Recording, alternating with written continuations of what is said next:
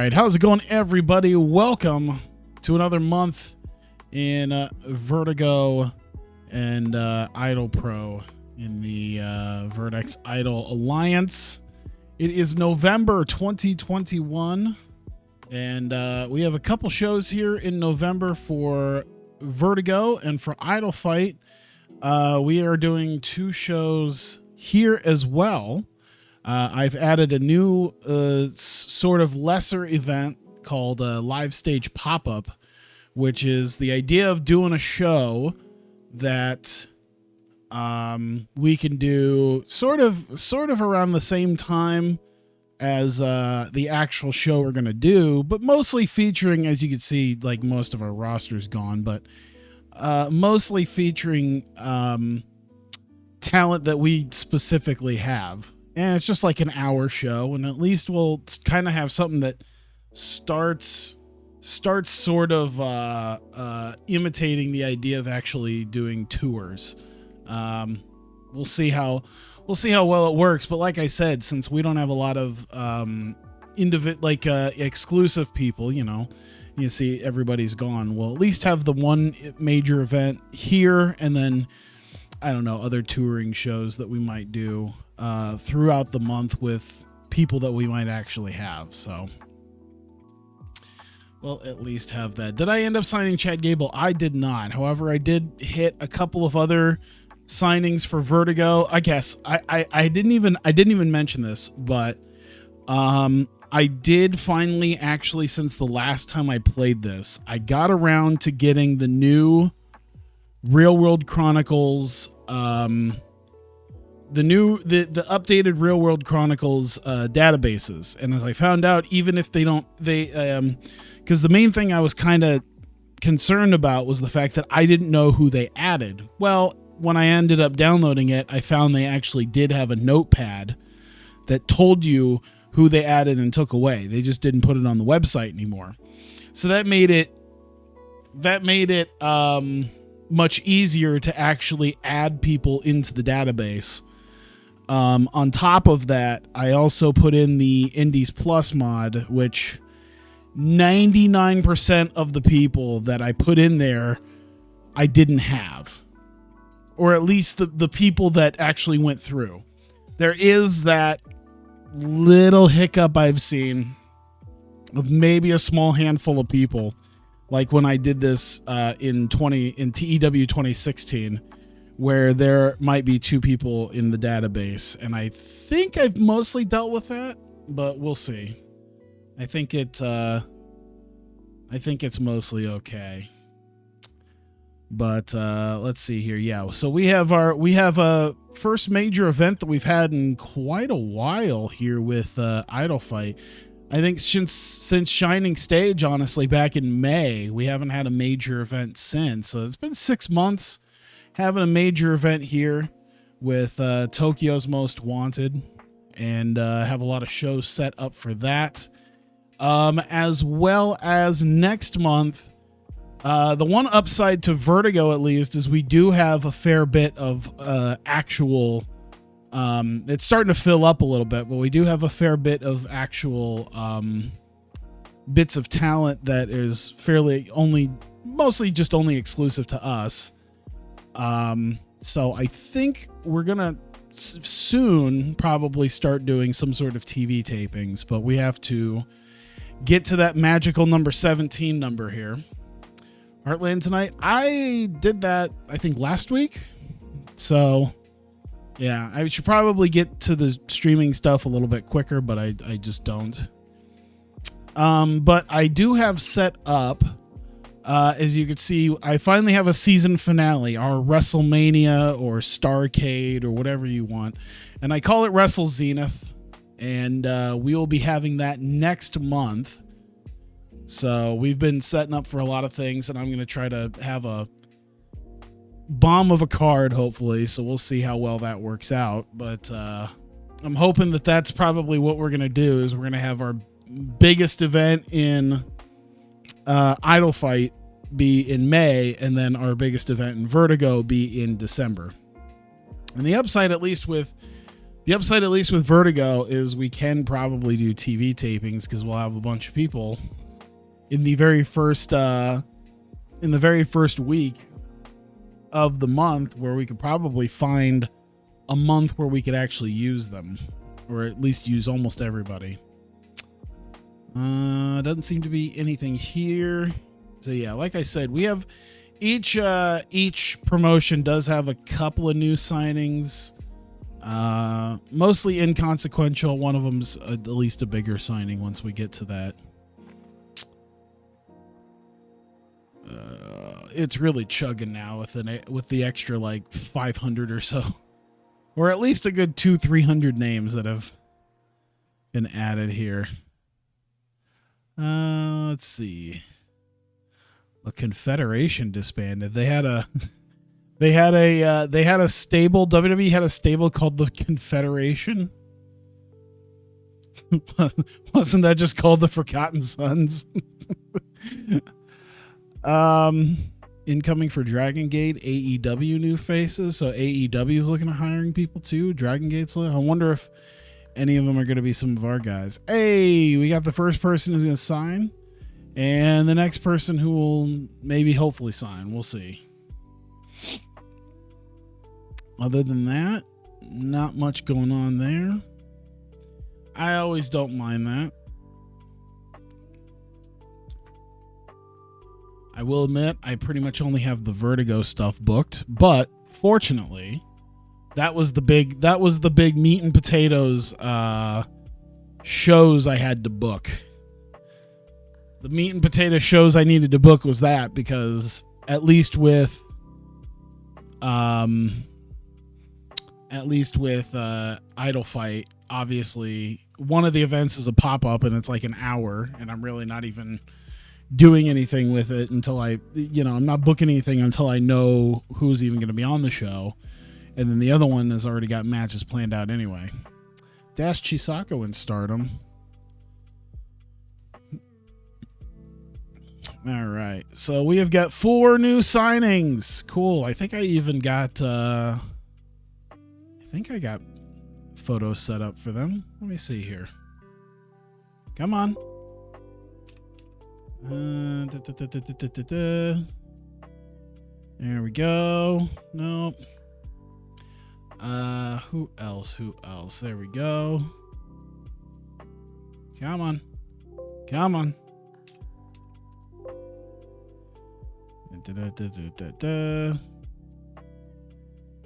Line that up there. Shit, who else was there? Killing TJPW with the signings.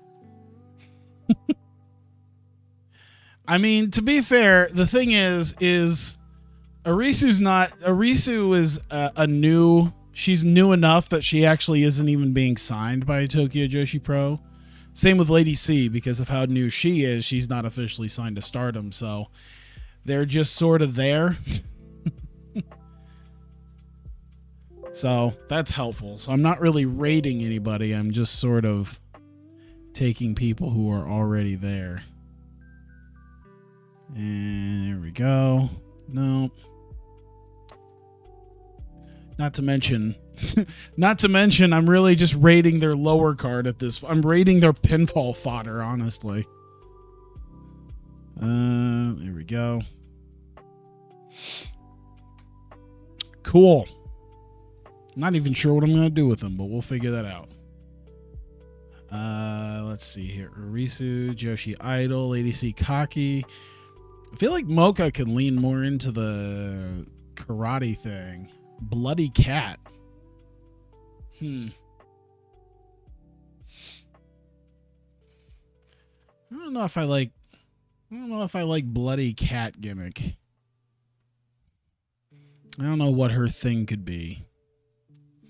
What is she good at? I saw Weasley Underdog. What is she good at? Comedy, gimmicky, cartoonish, Weasley Underdog.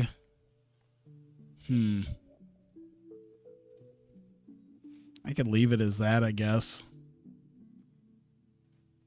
Mocha. I guess since she's only got a year of experience, I could leave it as that. Same with Lady C. She's a rookie, so. we go.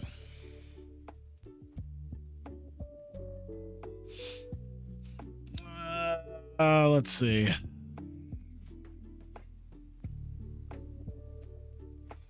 Yeah, I went and booked next month's big event pretty much. At least got the matches and stuff set up, so I'm already good to go with that. So basically that allowed me to just take these next like 3 events beforehand and just sort of book around what I'm looking at. Let's see here. Lisa Sarah hired by Oz. Momo. Oh no, Oz hired Momo. That's not good. Goody. Now I get to have one less person who's exclusive to me. Why is he faceless? Murdoch. Oh yeah, for some reason, even though their pictures are in here, it just doesn't like. I don't know. It just. I wonder, is there a thing in here that allows me to?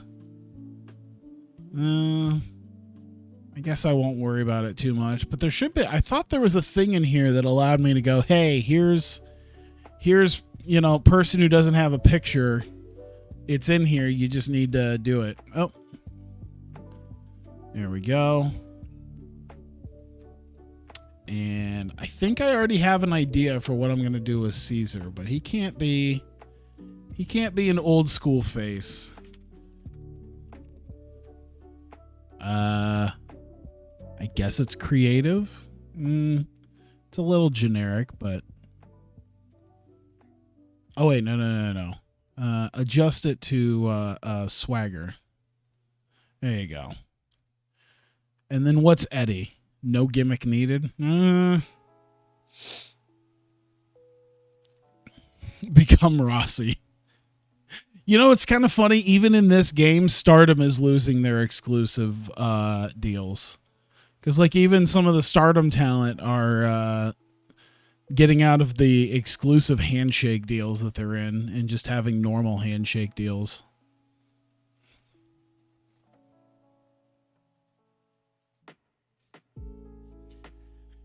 Yeah, become Rossi, then you get exclusive contracts and you can sign up all the talent, including talent recently left talent from Marvelous and Tokyo Joshi Pro.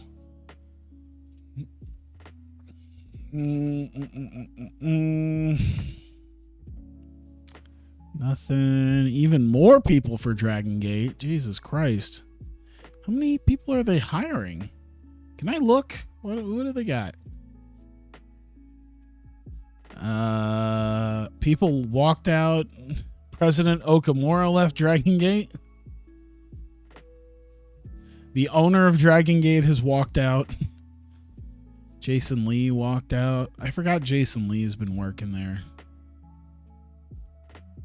Oh no, it's not Jason Lee, because Jason Lee shows up in his shows. Ho Ho Loon is someone that I tend to forget works. I don't know. I'm sure he's still working Dragon Gate even now.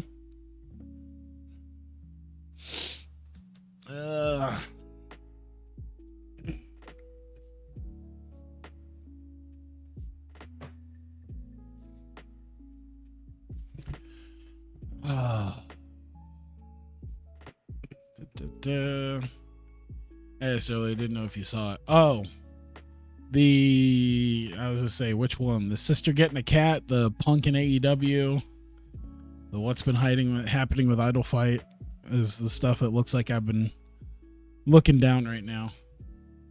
Both. Okay, so your sister got a cat. Okay. I kind of want a cat, honestly. CM Punk in AEW, cool. Teenage Tyler, fucking loved CM Punk ever since he was in ECW. I even kind of knew him when he was kind of my first little foray into Ring of Honor, so I kind of knew about him from there. But yeah, Teenage Tyler loved CM Punk. And then yeah, nothing's really changed in a while with the titles, except for in Vertigo. Had Odinson and Pero win the belts, the tag belts. That's about it. I'm kind of interested to see if anything kind of crazy happens.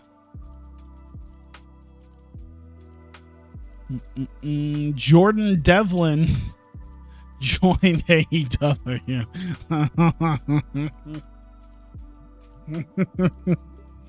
Tell me that you're playing a TEW save from before hashtag speaking out without saying that you're playing a save from before hashtag speaking out. Jacob Fatu is much less surprising. Impact had turning points. Who were some of the indies you added? I didn't add any indies. I wonder if I probably should have, but I feel like,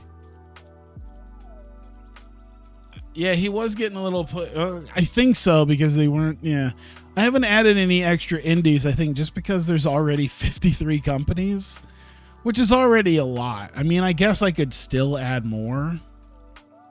You know, there's always a few more, I guess. By the way, Pro Wrestling 01 being so far up here. I call it up, considering I mean, PWG GCW should probably be bigger.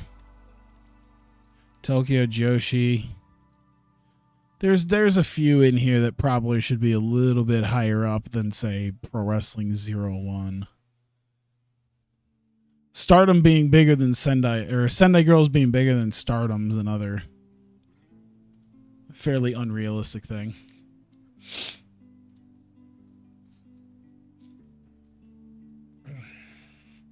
Isn't 01 in real life still surviving? I think. It was Wrestle 1. Wrestle 1 shut down, but I thought 01 was still around. I can't remember. Yeah. Oh, oh no. Nothing there. The Brotherhood. Jim Nye. I don't even know. Oh, of course, the science. Oh, Lord. All right. There we go. BJW. Yeah, BJW had to basically run an online, the equivalent of an online bake sale. I think they basically had to run a fundraiser for people to basically save their promotion. I think they were selling like just whatever the fuck merchandise they could and begging people to buy it. I remember doing that. I remember seeing that because I thought about, I didn't end up buying anything, but I really just about did. Uh-oh. Heidi Loveless and Jake okay. Crash Tagadis and Jax Dane's not getting any work. That's all right. Lee Moriarty, I believe so. I think he might even be on my short list. I can't remember. Is he on my short list? He's not. That's all right.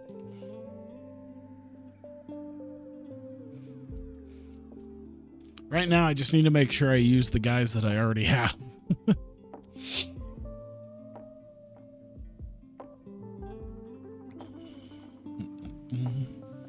I'm surprised with Chad Gable, a free agent, that I haven't seen that AEW has signed him. Ugh. Let's see here. Diamond Dallas Page has left the wrestling business. Stars. Oh no, Hanan left. Is there anyone left in Stars? I think they're legitimately, in real life, I think they're down to like 3 people. So, Hanan leaving is even less people. How many are they? How many do they list? Let me see your stables. How many are even listed here? I forgot it's only Oedo Tai and Stars. Yeah. And Tam's not there. In real life, it's Mayu, Hanan, and fuck somebody else, because Starlight Kid left. to Oedo Tai. Tam Nakano's got her own thing going on. Oh boy. Well. All right. There we go. Working the Coomers. Yeah, that's what Tam's busy working the Coomers with her Coomer stable. It's too bad that this came out before her Coomer stable. I should just hit the nail on the head with a stable like that.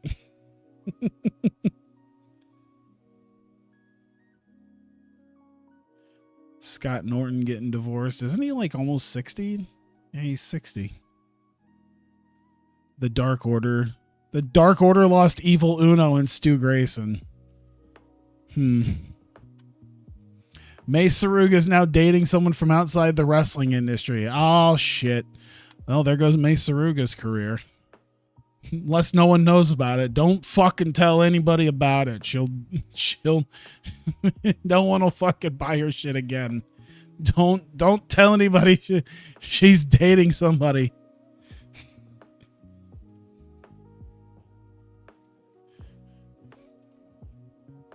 All right. We need that Coomer money. And she's at the head of it.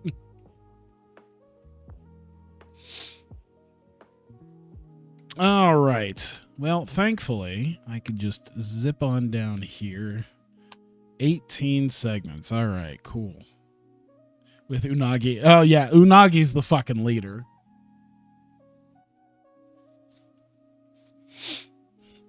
I think I have enough in there to have a Coomer stable. All right, let's see here. We got Flip Forever and the Regal Twins. Save that, do that. They go 15. So we do that. Oh. Let's go Everett with the win. Open match. Let's go all out. I think this is probably the Regal. No, not the Nigel twins, the Regal twins. I think they've been on because these pictures come from New Japan Strong. So they've been booked in New Japan Strong. There we go. Of course, I've seen them on local shows here because they work the Midwest quite a bit.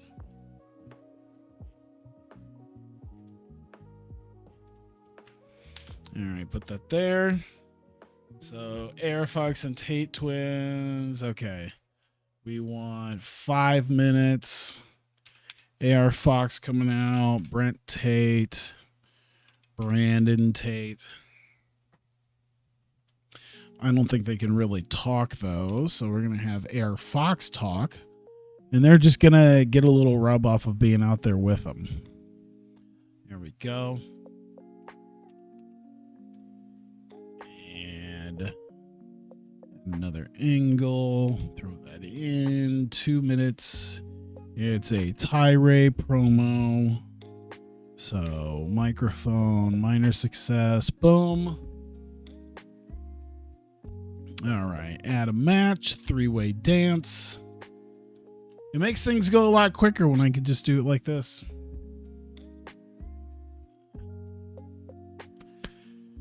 Oh, sorry, I had barbecue. Went to a barbecue place when I was meeting family, and it's just like, I just want to nap.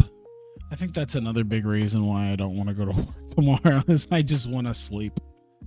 Like, I've had a headache for like all week. Kind of just want to, and I have to, and I'm working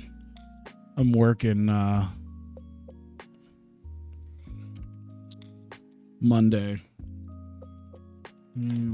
It's early Monday too. That'll be fun. Let's see. We want our winner to be JT Dunn. is going to be the winner. Specifically, the loser will be Tim Donst. Because we're going to have... Do we want it to be open? Yeah, we'll have it be open. And it's... we'll do a tainted win. Well, we'll leave it as is. We'll do flash pinfall.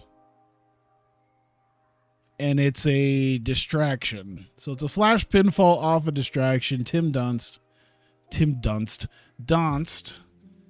And of course, Mata is not happy with him. So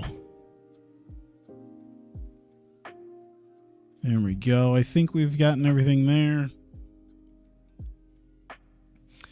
And there's that.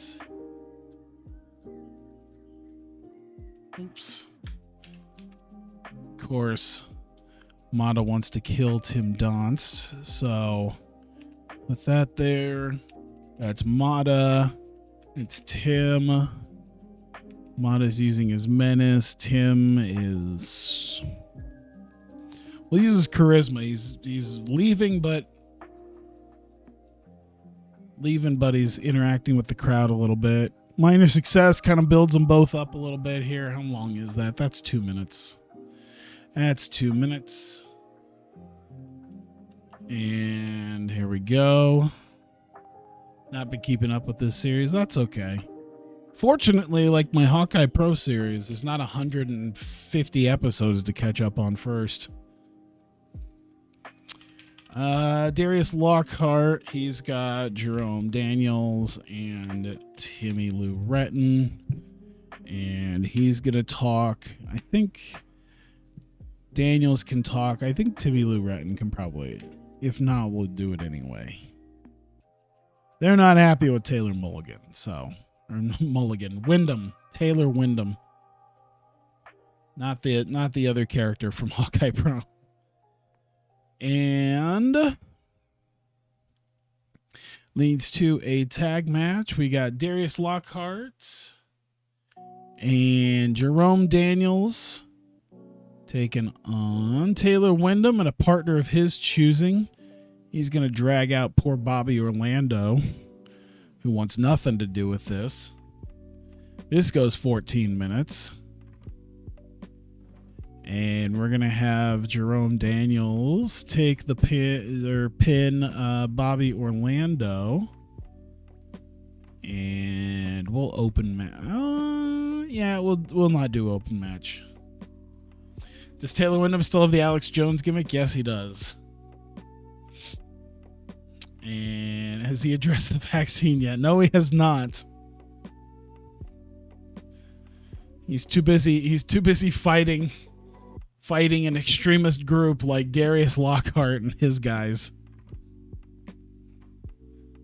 There we go. We'll book that segment. And here we go. We do Taylor Wyndham walking away. Darius Lockhart yells at him. So we'll do Wyndham's charisma and Lockhart's microphone. We'll neutral that, but minor success that. That's just 2 minutes. Put that there. 9. We've got that, which means we need a self-help guru Kyler Khan, Heath Miller.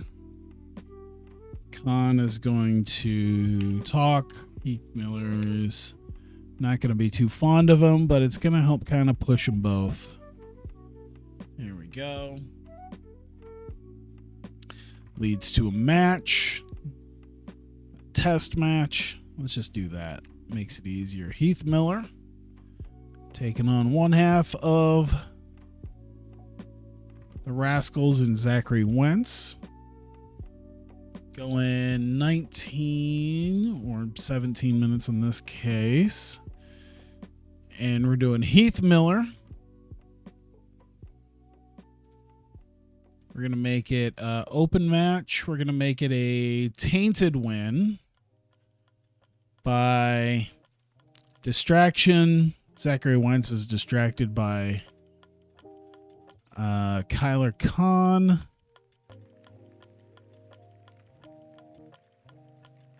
Yep, that looks about right. I think that's about it. Book that segment.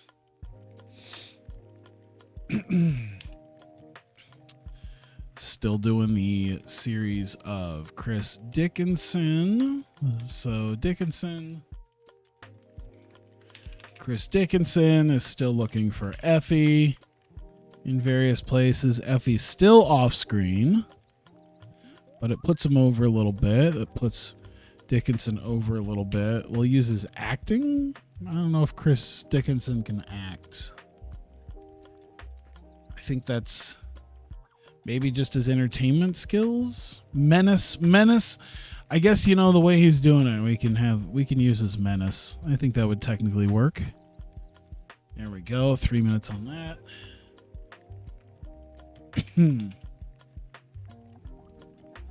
Angle in pre-match promo. Calvin Tankman. Trey Lamar. A1 Odinson and Pero, who are off screen, but it helps put them over and a match with them over. And we'll use their microphone.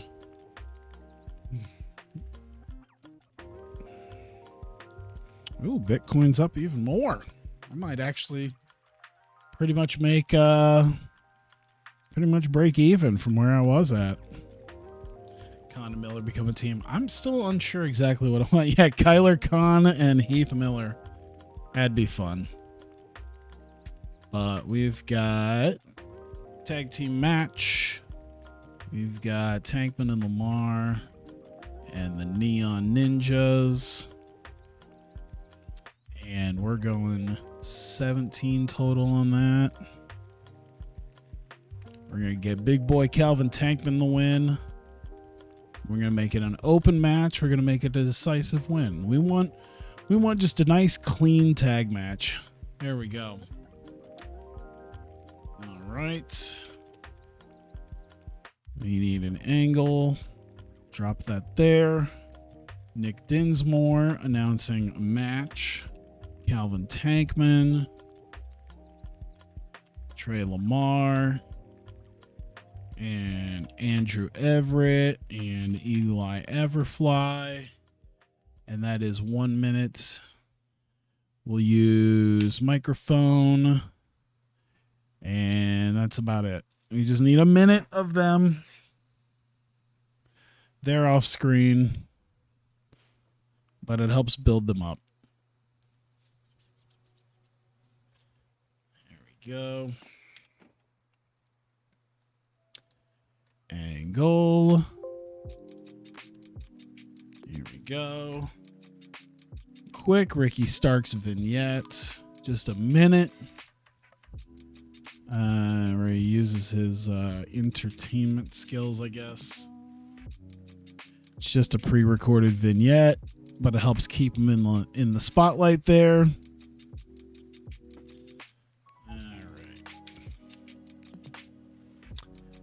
And an angle. Put that there. We've got Marty Martinez, Ryan Davidson. We're going to use Martinez as menace. Davidson's off screen, but it's going to be him talking about it. Talking about how he wants to work on his own creation since Ryan Davidson did something. Why not him? Main event.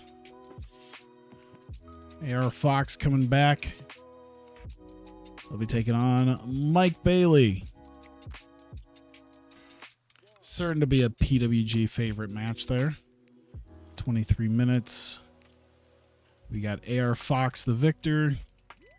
Open match. Tainted win. Because we're going to have distraction finish on Bailey from Brent and Brandon Tate.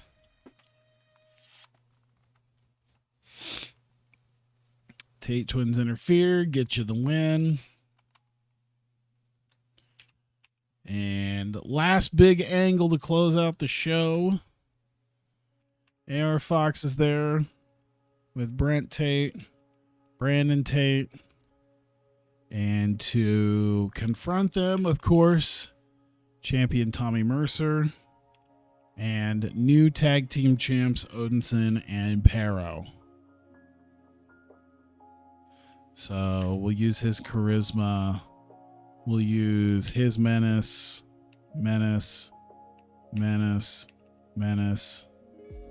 and minor success to help kind of just build all of them up here with the stare down to end the show. Perfect. Uh-oh. What did you send me? Oh no. Oh no.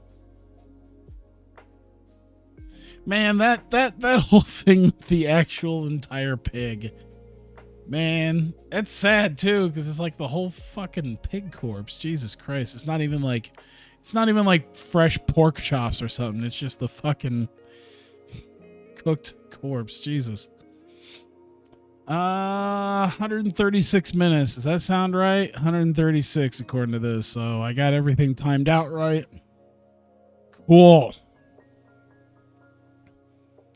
All right. Booking analysis should be fine. Lockhart's used a little too much. Who cares? I think at that point we're just moving on. All right. Project Vertigo's Black Label, Volume 19, 170 people here in Des Moines. For this, we start off hot with a match, Flip Forever and the Regal Twins. These guys go nearly 13 and a half minutes. Andrew Everett hits the 450 press on Logan Regal and gets the win for himself and Eli Everfly. Doing pretty good between all of them. I like that. Good, strong start. We needed that. AR Fox coming out with the Tate twins. Of course, he came back at the last event. And he basically comes out and states that what happened to him with him and Tommy Mercer isn't over. And he wants his championship back. He doesn't care about trying to fight people to get his rematch. He just believes he deserves his rematch, and you're going to give it to him.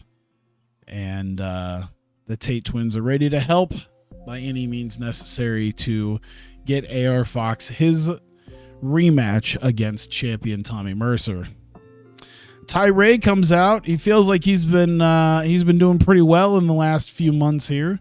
Even after losing the number one contendership match, he's built himself back up, and he thinks he's earned himself a chance to challenge for the Vertigo World Championship. And he's going to be in Chicago next week at Logan Square Auditorium, and he wants himself a match to possibly get himself a shot at the world title. We get a three-way dance. JT Dunn, Tim Donst, and Christian Casanova. Superb wrestling there. A lot of them doing quite well, honestly. It's weird to see JT Dunn as the worst in-ring performer. Donst carried them through this, but nonetheless, 15 and a half minutes. Christian Casanova went first. It came down to Dunn and Donst, and just as Donst looked like he was about to take the win, Mada Abdel Hamid comes down, starts marching down to the ring, and ends up distracting Tim Donst, as Donst seems to not really want anything with Mada, but this distracts him just enough to get rolled up by JT Dunn, and Dunn ends up getting the win here in this three-way dance and a pinfall victory over Tim Donst. And after that, of course, Donst is beside himself getting pinned, but he doesn't have time to really argue about it as Mata starts climbing into the ring. Starts sort of slowly making his way in, and Tim Donst decides to roll himself out and just start walking to the back. He doesn't even turn around to pay attention to Mata. He just starts marching his way to the back as Mata is yelling at him from the ring. We get Darius Lockhart in the back with Jerome Daniels and Timmy Lou Retton. And Darius Lockhart is upset with Taylor Wyndham's actions last month, interfering in the match with Jerome Daniels. And they said that he's been disrespected far too much in this business to just let that go, and to find himself a tag team partner immediately, because they are going to have a tag match to teach him the respect that they feel they deserve. And they come out, and Taylor Wyndham grabs poor Bobby Orlando, who doesn't seem like he wants any part of this, but Wyndham drags him out for this tag team match.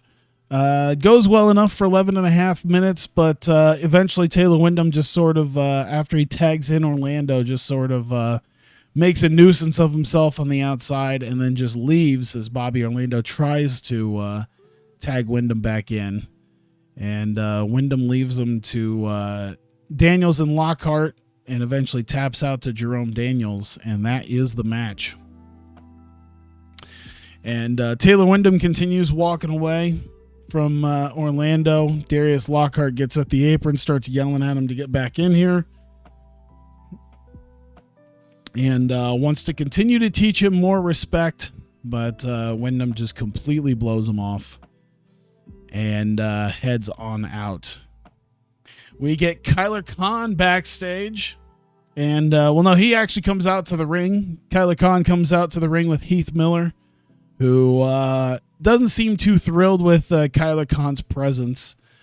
And Khan continues to shill his self-help book on how to become a professional wrestler, and says that he's been teaching Heath Miller a lot of things to help possibly get him back to the big times.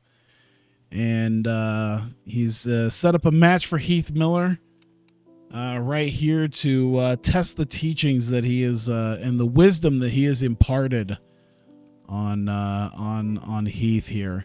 Of course, Heath is not amused at all by Kyler Khan and continues trying to tell him that he knows what it takes to be a successful wrestler. He's been a successful wrestler, but Khan just sort of shuts him up and says that he's been working on him heavily, and he has a match set up for him to learn his wisdom. And Miller takes on one half of the Rascals and Zachary Wentz. Super Wrestling Good Heat. It went over 16 and a half minutes, and Zachary Wentz looks like he was going to be able to get the win, but Kyler Khan distracts him. Has a bit of a distraction, grabs the foot, shills his book, and that's enough distraction for Heath Miller to hit Wentz with the E minor and get the pin. And Heath Miller gets the win. He's not really too happy about it as he starts jaw-jacking with Kyler Khan, but nonetheless, Khan congratulates him. And we go on. Chris Dickinson has found a new building to go into. It seems to also be a mess and a disaster, but he's been told that this is where Effie has been hiding out, as he starts spending the next few minutes digging through the area and overturning what he can to try to find Effie as he starts screaming for him. And he goes to a desk that has what looks to be a fresh piece of paper on it, and it seems to be from Effie, as Dickinson opens up the paper, and it simply says, "Meet me in Chicago." And Chris Dickinson ends up taking that paper and leaves, and that is all we have for that. Calvin Tankman and Trey Lamar are backstage, and they say they've been working everyone with fucking Chicago. Well, we've been doing our show in Chicago for the last few weeks. It's just, we need a place in the Great Lakes, and where else am I going to go? Detroit? Milwaukee? I'm going to go to Chicago. Indianapolis. Meet me in Indianapolis. That would be funny, though. Meet me in Grand Rapids. I think it's mostly because there's actually decently well-known indie buildings in Chicago. I'm trying to think. I don't know if there's any like known indie buildings in Detroit. I mean, at least with Chicago, you got Logan Square Auditorium where other people do a lot of their shows, and then wherever AAW does a lot of their shows too. So like there's known places there. But Tankman and Lamar have talked about their success as a tag team, and they specifically call out The End and congratulate Odinson and Pero on their tag title wins in the last event, but say that sadly it is not going to be very long as they want a shot at the tag titles, and they believe they should be the first title defense for Odinson and Pero. And they end up taking the Neon Ninjas to try to back up their point here. And Superb Wrestling Decent Reaction does pretty well, just over 14 and a half minutes, when eventually Calvin Tankman ends up getting a submission of some type onto Facade, and ends up tapping out Facade. And hey, there you go.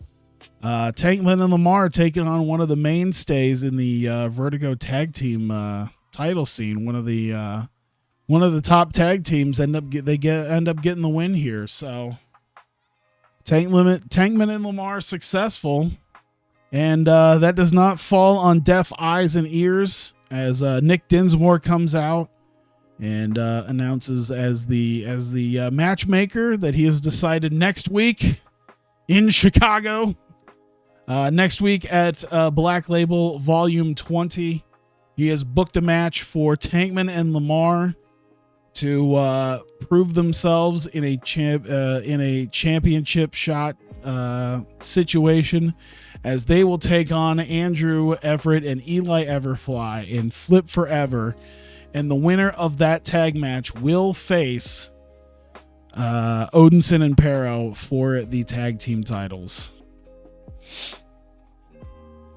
And we get a Ricky Starks vignette, quick little vignette where he talks about his match against Tommy Mercer, where Mercer won. He says Tommy Mercer's win was a fluke, and he's going to be in Chicago next week.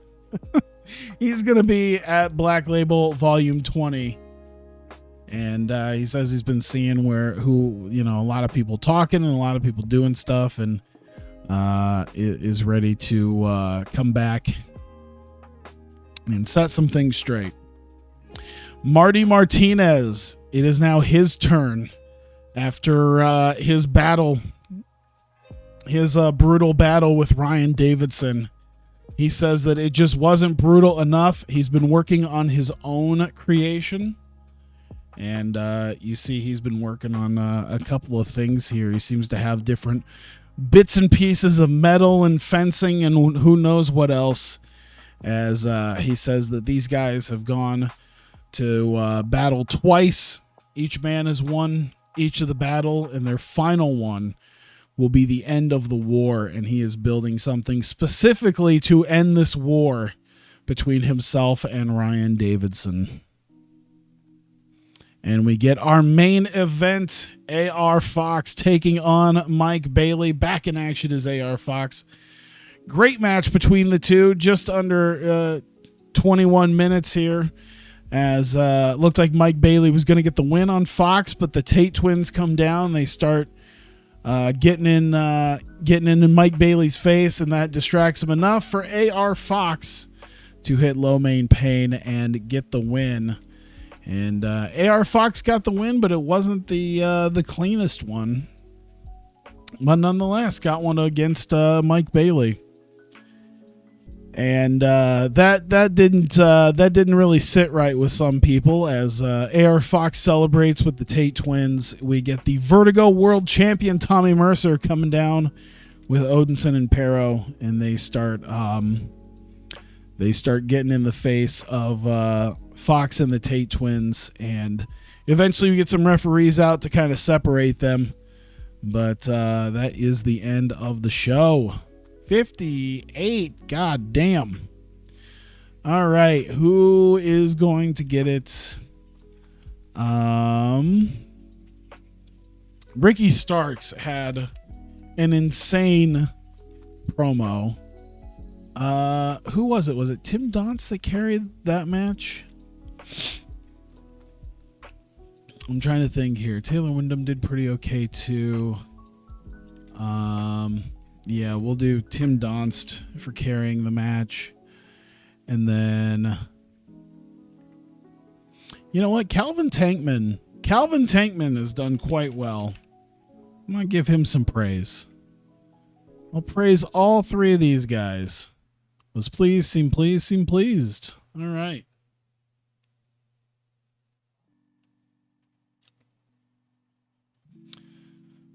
And we are one show down.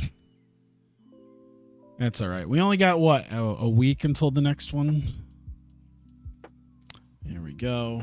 I can just move that little bit over. I filled out all 20 segments for that. Charlie Caruso and Shane Haste. Shane Haste is out here hitting all sorts of ass. First Kyrie Sane, now Charlie. I was going to say, Charlie Caruso actually left for ESPN, right? I believe so. Because I think she was doing First Take. Simon Gotch unhappy with MLW. That's all right.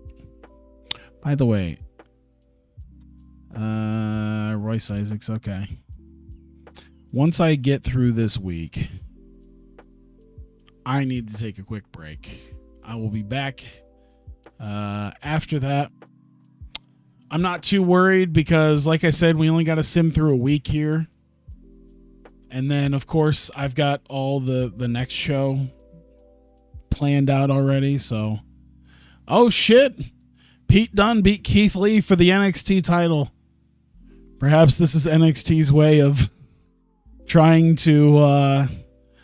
This is like when WCW gave Chris Benoit the world title. I feel like no one ever really remembers that as a thing. Rhea Ripley's beat Chelsea Green for the NXT Women's Championship. And that was War Games. Did they do a War Games? I'm trying to see. I don't think they did a War Games. Although I guess you didn't have to. Yeah, I guess you couldn't really. Oh, well. Let's see. Merchandise. Hey, we finally upgraded our merchandise to level 3 in Vertigo. Yay. 3,400. That's not terrible. That's not terrible. We're only $8 up right now, but I think we'll end up making money. Yeah, Pete Dunne winning the NXT title might be like when WCW put the WCW title on Chris Benoit. Like, here you go. We recognize your talent. Please stay here.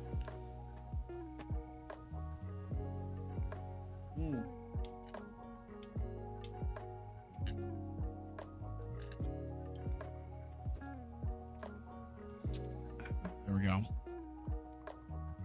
Who are the War Boys? I guess I should see that. Oh, and then we had Full Gear on top of that. What happened here? That's a big ass pre-show. Jesus Christ. Angle. Big Swole defeated Britt Baker DM. Oh my God. That would ruffle. That would honestly in real life ruffle a lot of feathers, I think. The Bunny is the new AEW Women's Champion. Let's see. Orange Cat. Oh, they're still called A Boy and His Dinosaur. They weren't even Jurassic Express officially at this point. OC and Jurassic Express defeated Lance Archer and Best Friends. What a 6-man tag. Broken Matt Hardy got DQ against Brian Cage. FTR defeated Pac and Adam Page. That's a team. Darby Allin defeated Jon Moxley in a tables match to retain the TNT title. Jericho defeated Cody. Kenny Omega defeated MJF to retain his title. Anna Jay is hurt. Dave the Clown. Ian Rotten's being scummy. It's weird to know now that, like, Ian Rotten, I guess, is actually turning himself around and trying not to be a piece of shit. New champ. Oh, Jogi. Okay. So what was it? Titles. What was it? Were they the tag champs? Isaiah Scott and Drake Maverick. That's a tag team. Yeah, Pete Dunne, El Hijo de Fantasma, Jordan Devlin, Isaiah Scott, Drake Maverick, and Rhea Ripley. Good times. Here we go. Just get to Friday.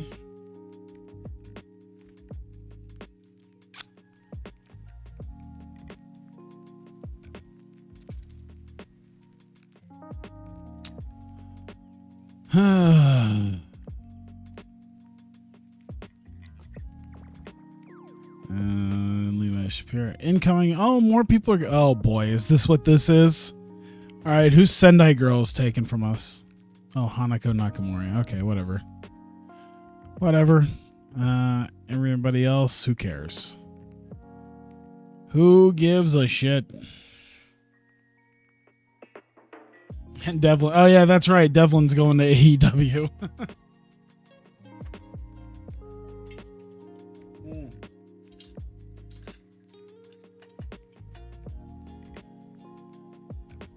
I think once I start getting at some actual serious money, I'll have to go after some of the bigger free agents like Gable and Ciampa. Velvet Sky's broken up with Bully Ray. Yeah, that's a shame. DDT loan out Naruki. What a phrase to hear. By the way, Naruki Doi really would probably work better in Noah anyway. I can't imagine. Well, I can kind of imagine Naruki Doi in DDT. Other than that, more people in Dragon Gate. Jesus Christ, man. Who all have they gotten? All their headlines is like, yeah, we're getting people. Don't worry, we're signing new people. And then they haven't signed anybody. Everything is literally about signing new people. I've gotten like 3 stories now at least about Dragon Gate signing new people, and then they don't sign new people.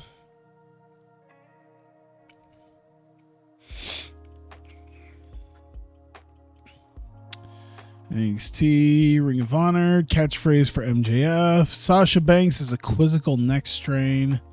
Danielle Dashwood has a concussion. Stars is officially disbanded. Oh my god.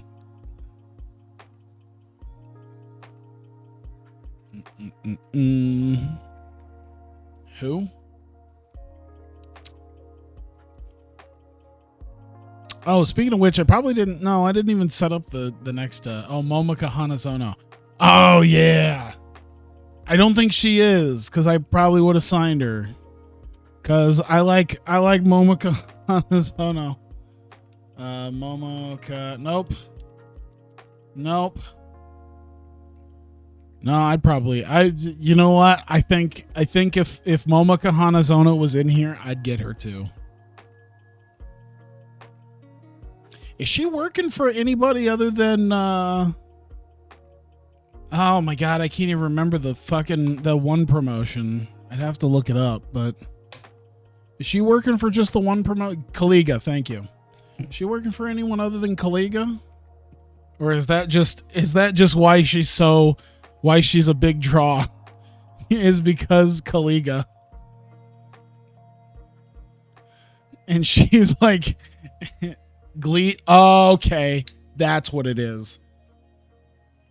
4chan is also getting. I don't know how 420chan is done, but 4chan is also a bunch of Gleet marks. So yeah, if you're working Gleet, they're gonna fucking praise you. You're gonna be their waifu if you're signed. Actually, it's kind of funny. They like Gleet, but I haven't seen anyone really talk about Miyagi.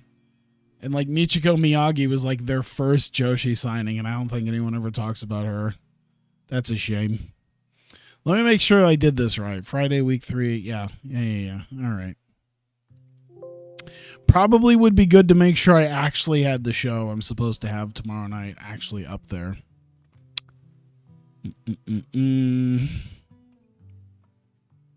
That man is a little too shiny on his cheek. I don't like it. And his neck.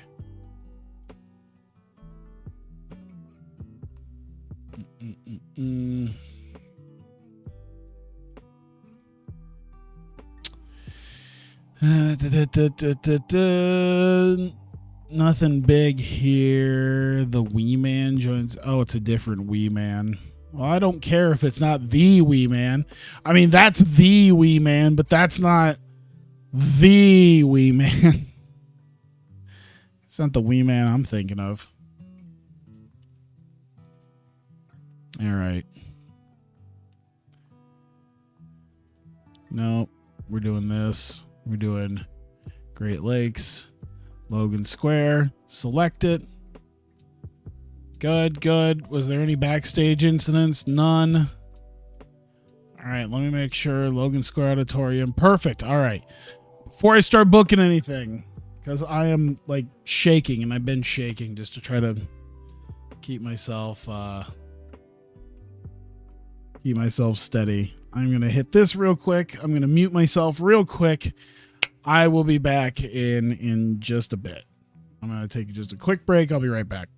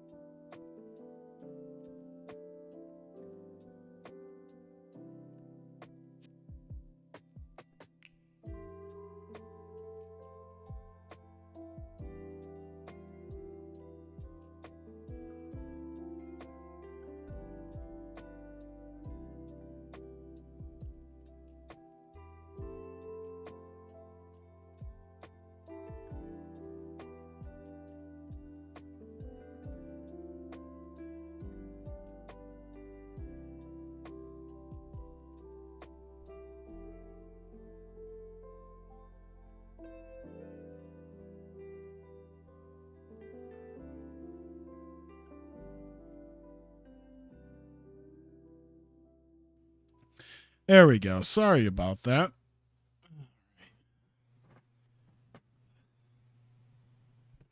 Ugh. Why did I even put on my headphones? I don't even have my headphones on. The background music is literally just meant to be background music. I'm not even listening to it. So hopefully it doesn't fuck up.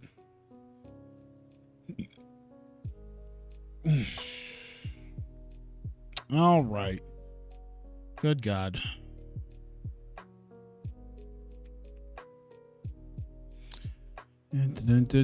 Add angle. We announce Russell Zenith with Nick Dinsmore. 18 months, we finally have our basically our mania. So that's good. Here we go.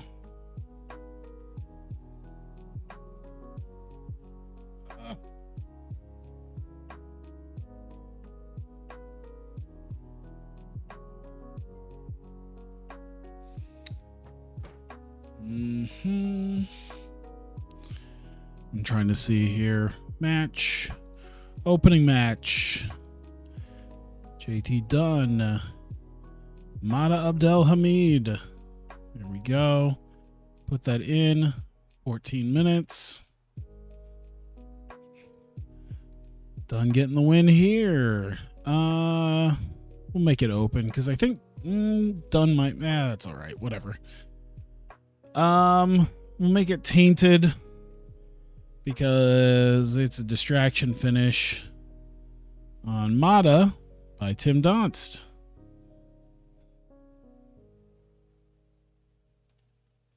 Looks like ROH. He really does look like ROH Ciampa, and I didn't really care for ROH Ciampa. He's the what is he, Egyptian or Israeli? Yeah, he's Egyptian. Well, that picture is not super flattering, but yeah. He's Egyptian Tommaso Ciampa.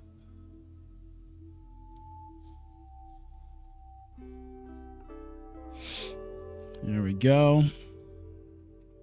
Yeah, I like JT Dunn. We need to build him up a little bit more. He's a solid worker. What do we got here? We got Pissed Off Mata and Tim Donst, who just fucked up. So, obviously Menace and Tim Donst Entertainment. I guess minor successes. Maybe on both, because Mata, because he's getting over being pissed off at Tim Donst, and Tim Donst is getting over sort of as being a chicken shit and fucking over Mata. There we go. Extremist movement is happening in Vertigo, according to one Taylor Wyndham. His microphone skill on that. And that's 2 minutes. There we go. Match time. Here we go. We have got Max Stardom and Caleb Conley.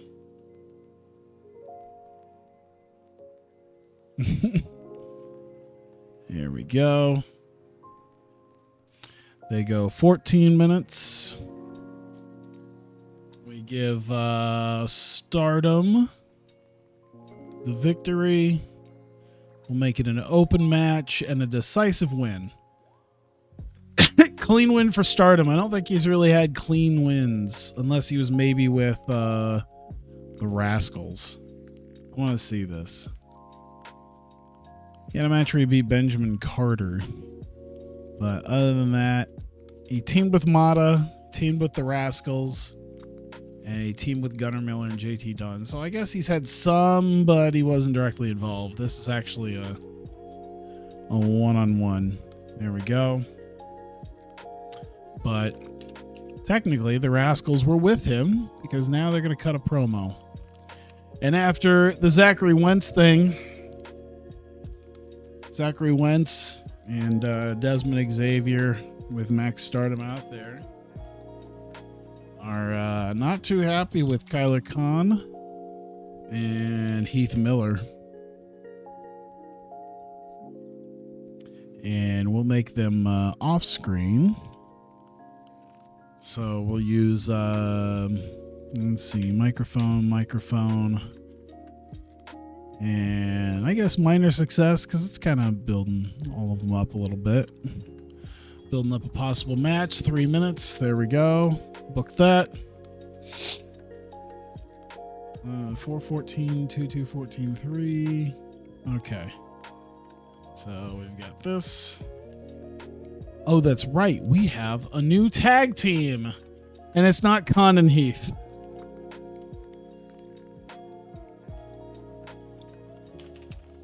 We've got the body guys coming out. We've got Jesse Godders and Sabby. We've got a new tag team called the Throwbacks, a 90s nostalgia tag team of Griff Garrison and JJ Garrett. Jesse Godders, let's see here, using his microphone. We'll use their charismas. There we go. Book the segment. We should probably make the actual team. Add a new team. We've got Griff Garrison and JJ Garrett. Garrison's unimportant. JJ Garrett is considered well known. Well, there you go.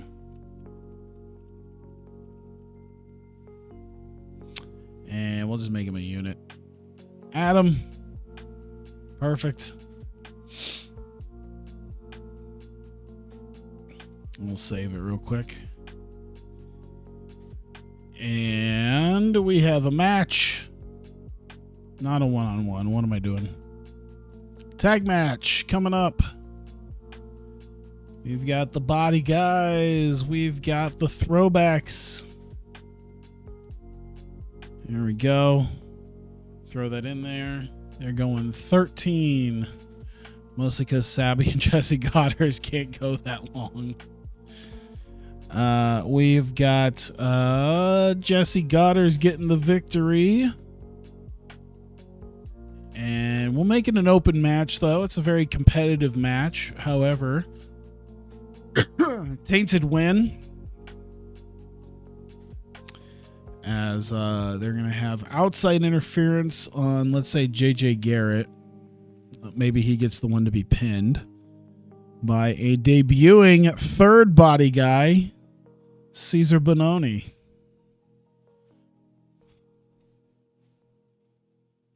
And there we go. And throw that in there. New angle. And we have got Marty Martinez once again going after Ryan Davidson. He is off screen. He is talking about the structure that he is building, that he's going to be debuting at the, he's going to reveal it at the next event for the end of their war. We're going to use his, is Marty got the, I don't think he has the menace, right? No, I should just use his acting. That's much better. But it helps put them over, put them both over. There you go. All right. Well, Mata wasn't done. He's going after Donst. So we got Mata. We got Tim Donst. Whoops. Nick Dinsmore to interfere in that and stop him. We're going to use his menace. We're going to use Tim Donst's charisma and Nick Dinsmore's microphone. But I think it'll put those guys over for it. All right. One-on-one is semi squash maybe. Mike Bailey and Jet Knight. 15 minutes. At least it's semi-competitive, but Mike Bailey's still getting the victory here. I kind of want to see where Jet Knight is at. I feel like he's not quite up to snuff compared to some of the other guys. I don't think I want to open match it, but we'll give it a decisive win. There we go. Easily enough, because honestly, that's all we just need Mike Bailey out there for the next bit. Mike Bailey. And we've got Nick Dinsmore. And Dinsmore is going to put him over, tell him he's a good competitor, and give him a big match next month for their big event. And nice little promo with Tommy Mercer, Odinson, Pero. 2 minutes. Did I put 2 minutes on the last one? Okay. So these guys are just three menacing dudes in a locker room putting tape on their fists and getting over, bro. That's all we need. Big, beefy dudes just being angry, beefy dudes while wrapping up fist tape.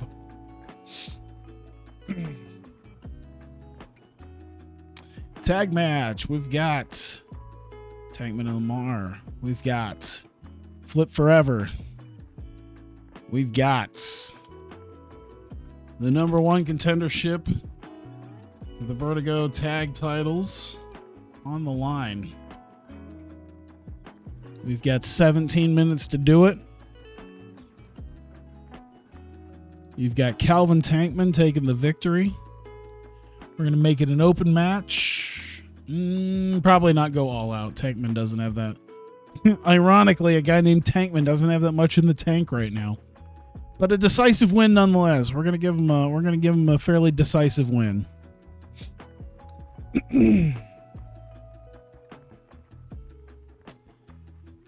And let's go there. Angle.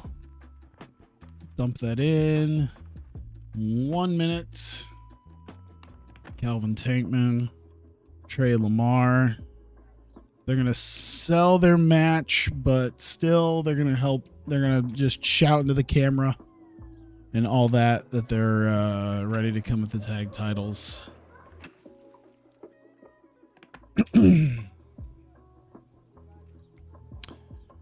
Here's that. We got Tyree who's here and is planning on demanding Nick Dinsmore come out. Got a match because of it. So we've got Tyree facing off. He got a match. He's facing Gunnar Miller. Save it. There. 15.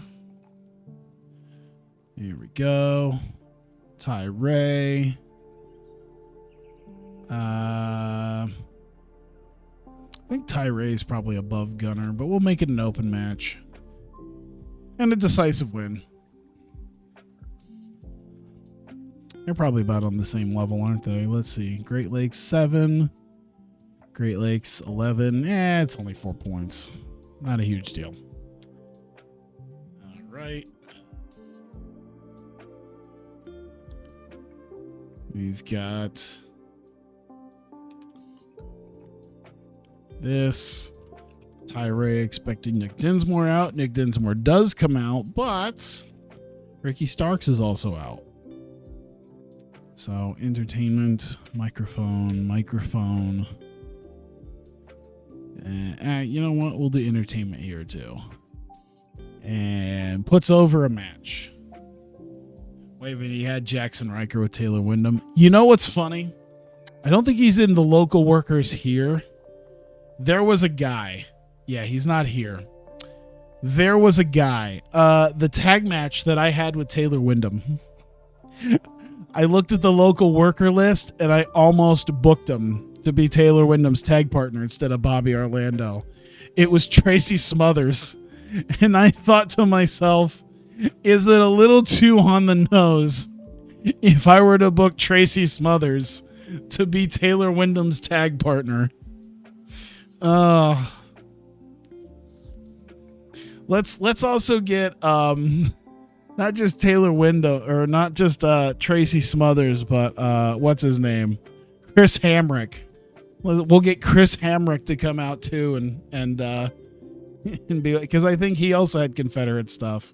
Or maybe he just had pleather stuff that looked vaguely that. But yeah, I was like, eh. Plus Jackson Riker, of course, is you know who else I thought about adding it?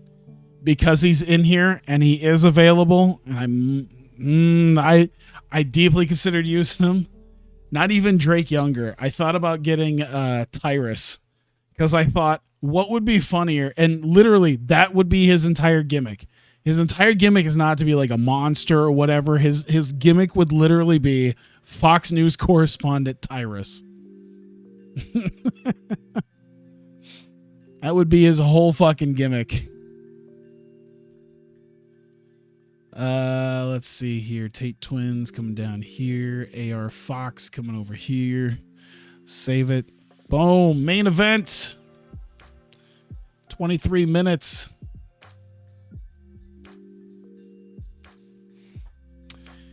And yeah, we're going to get Tommy Mercer the victory here. Let's just throw one of the Tate Twins under the bus for this. Open match, I guess. That works. Decisive win. I think we just want a nice clean 6-man tag here to end it.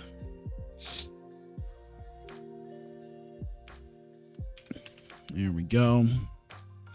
And the angle. Final angle. AR Fox. Tommy Mercer.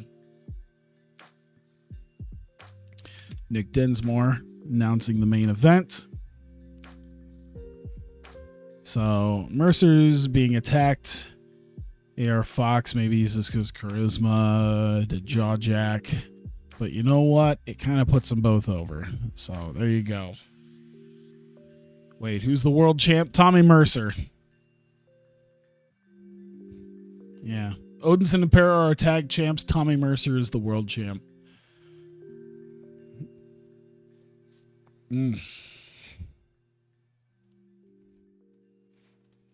All right.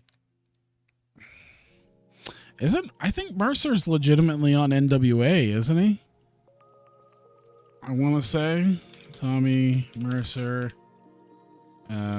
cage match. Crimson. I don't think he's going under Crimson though. I think he's a Mercer, right? Oh, he is under Crimson. What the fuck? Putting the belt on Crimson, very risky.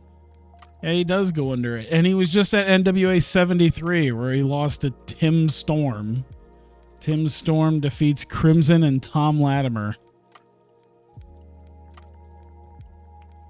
He was on an NWA Power where he went 10-minute draw with the Masked Mystery Man. So there's probably something on there I should watch. I don't know, maybe. Who's he teamed with? The War Kings. Oh, he's teamed with Jack Stane again. Okay. Yeah, because they were in Impact together, so he's teamed with Jack Stane. I mean, Tommy Mercer's doing well, so I'm not too worried about it. 143, 144. Where did I miss a minute? How did I miss a minute? Let me see. 4, 14, 2, 2, 14, 3, 3. Wait. That's supposed to be 4. I don't think it matters, but I'll add the extra minute that it's supposed to be there. All right. We're an hour and a half in. We still haven't done any of the Idolfight shows. Oh, my God. All right. Let's start it. All right. Here we go. Project Vertigo's Black Label Volume 20. 132 people in Logan Square Auditorium. We've had a couple of matches announced last week in Des Moines for this event. And Nick Dinsmore comes out and announces that next month has been the culmination of 18 months of work in Project Vertigo. And he says that the biggest event they have ever done will be called Wrestle Zenith. And it will happen next month. I think I'm going to do it in Logan Square. So I think it'll be right there next month. The biggest, their biggest event. Will take place. So they're looking for a stacked card. They're looking to get everything rolling there. Can we do pre-booking for? Okay, we can do. Cool. Cool. All right. Speaking of, we get our opening matchup now. JT Dunn taking on Mada Abdel Hamid. Mada, of course, already pissed off from last week with Tim Donst, ready to take that out on JT Dunn. And he gets about 12 minutes in, and Tim Donst comes out to sort of distract Mada this time. Mada looks like he's about ready to kill him.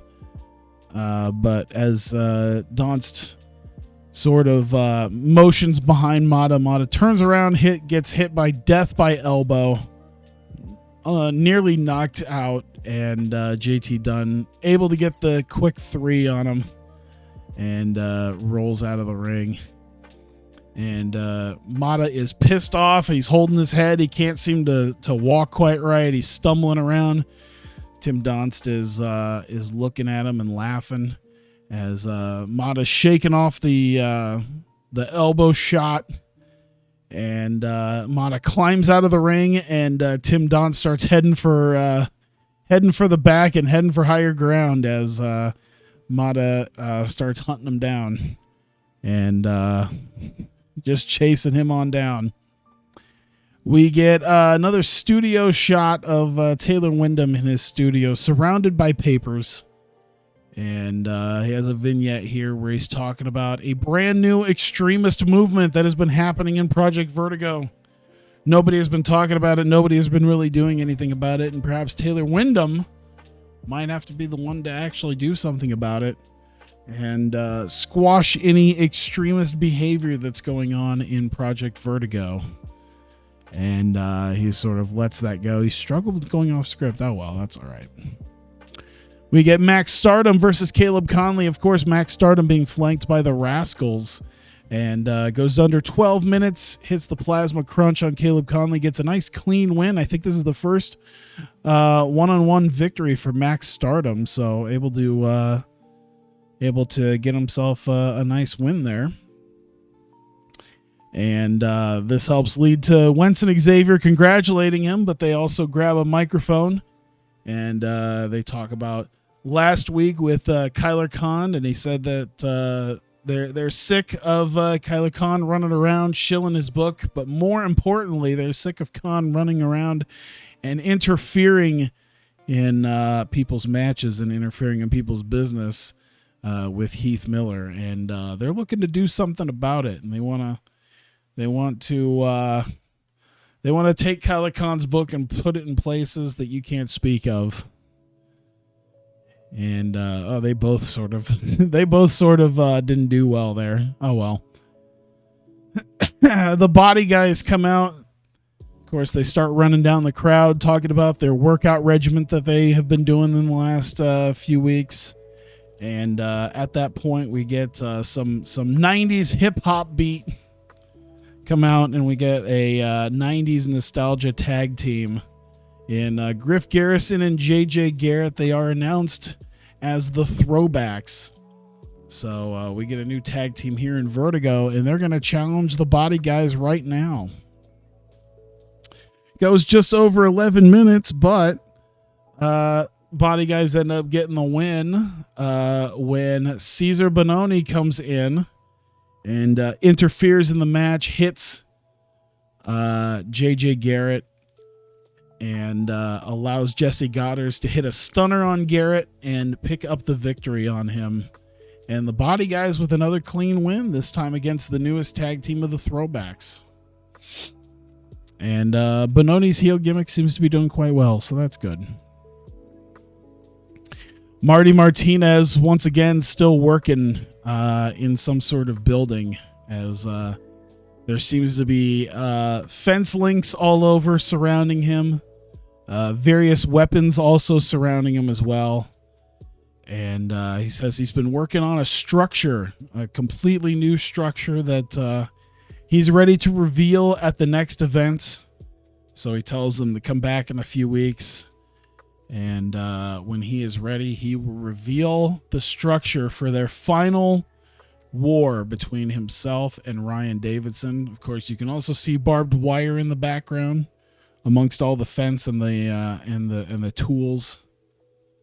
And so Marty seems to be going a bit insane, but we're going to be getting something interesting from him. And we go back, and now we're Mata seems to have gone outside after going through the building, chasing Tim Donst. Donst has burst out of the building. He's in the parking lot with Mata, and Nick Dinsmore comes out and gets in between Mata and Tim Donst as Mata is looking to just annihilate Donst. And Nick Dinsmore says that if you want Tim Donst, you will get Tim Donst, and Donst won't have a chance to run, as he will have to face Mata Abdelhamid. Next, let me see here. Yep, he will have to face Mata Abdelhamid next month at Wrestle Zenith. So I think we have our first official set in stone match. A one-on-one match. Mata Abdelhamid and Tim Donst.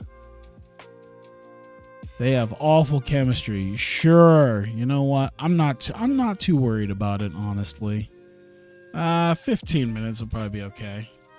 No, this is not Wrestle Zenith. That is next month. We are getting ready to book stuff for next month. Yeah, I needed some shows to build up everything. Yeah, because we still haven't determined the number one contenders of the tag titles yet. Speaking of, well, first we get Mike Bailey and Jet Knight. Goes about 13 minutes. Shooting star knee drop by Mike Bailey. Nice enough little match here. I think no one was really surprised by this. And did very well. Really helped carry Jet Knight to a pretty decent performance. And after that prompts Nick Dinsmore to come out and says that he's recognized Mike Bailey's talent. He says, AR Fox really screwed with him last week, and he's going to be spending the next few weeks working on a big match, a showcase match for Mike Bailey. Give him a good showing against a top star for Wrestle Zenith. So Nick Dinsmore knows how good Mike Bailey has been and wants to give him a solid match for next month. You might not be wrong, Jimmy.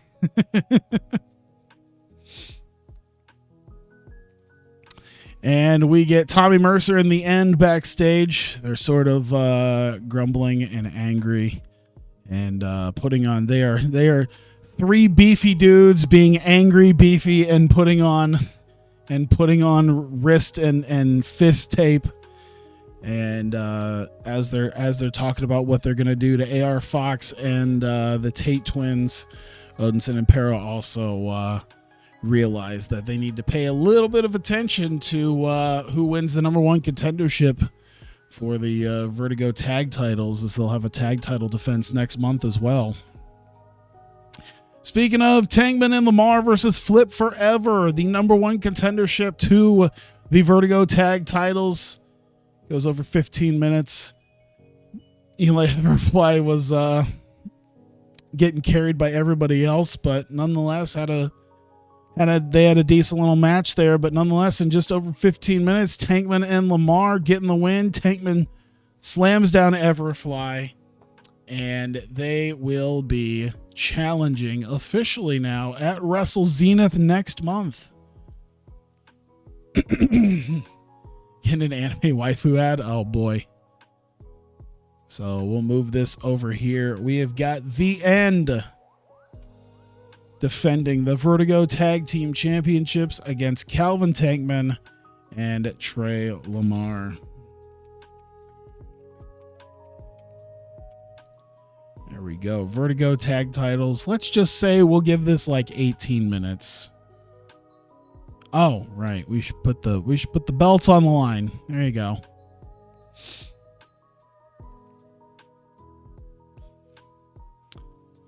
There we go. Have I missed anything right now? Doesn't look like I've missed anything officially. That's all right. All right. I'm kind of looking at everything. It is what it is right now. All right. Ussy. Oh. Oh. There seems to be so many different slight variations of that word. Tankman and Lamar celebrate, of course, selling their match. They fought hard for it, but they do say they are coming for those tag titles, and they're ready to get a piece of Odinson and Pero. Ty Ray comes out before his match. He's going to have a one-on-one match here, and he demands that Nick Dinsmore come out after the match and after this win for Ty Ray and announce him as the challenger to the Vertigo World Championship at Wrestle Zenith next month. And he faces Gunnar Miller, just under 13 minutes. Hits the overtime on Gunnar Miller. Competitive match between them, but nonetheless, Ty Ray getting the win. And of course, as he demanded, Nick Dinsmore comes out. He says Ty Ray is very talented and perhaps one day a future Vertigo World Champion. However, he was talking to someone in his office earlier who wants Ty Ray just a little bit more than Ray wants that title. And Ricky Starks comes out.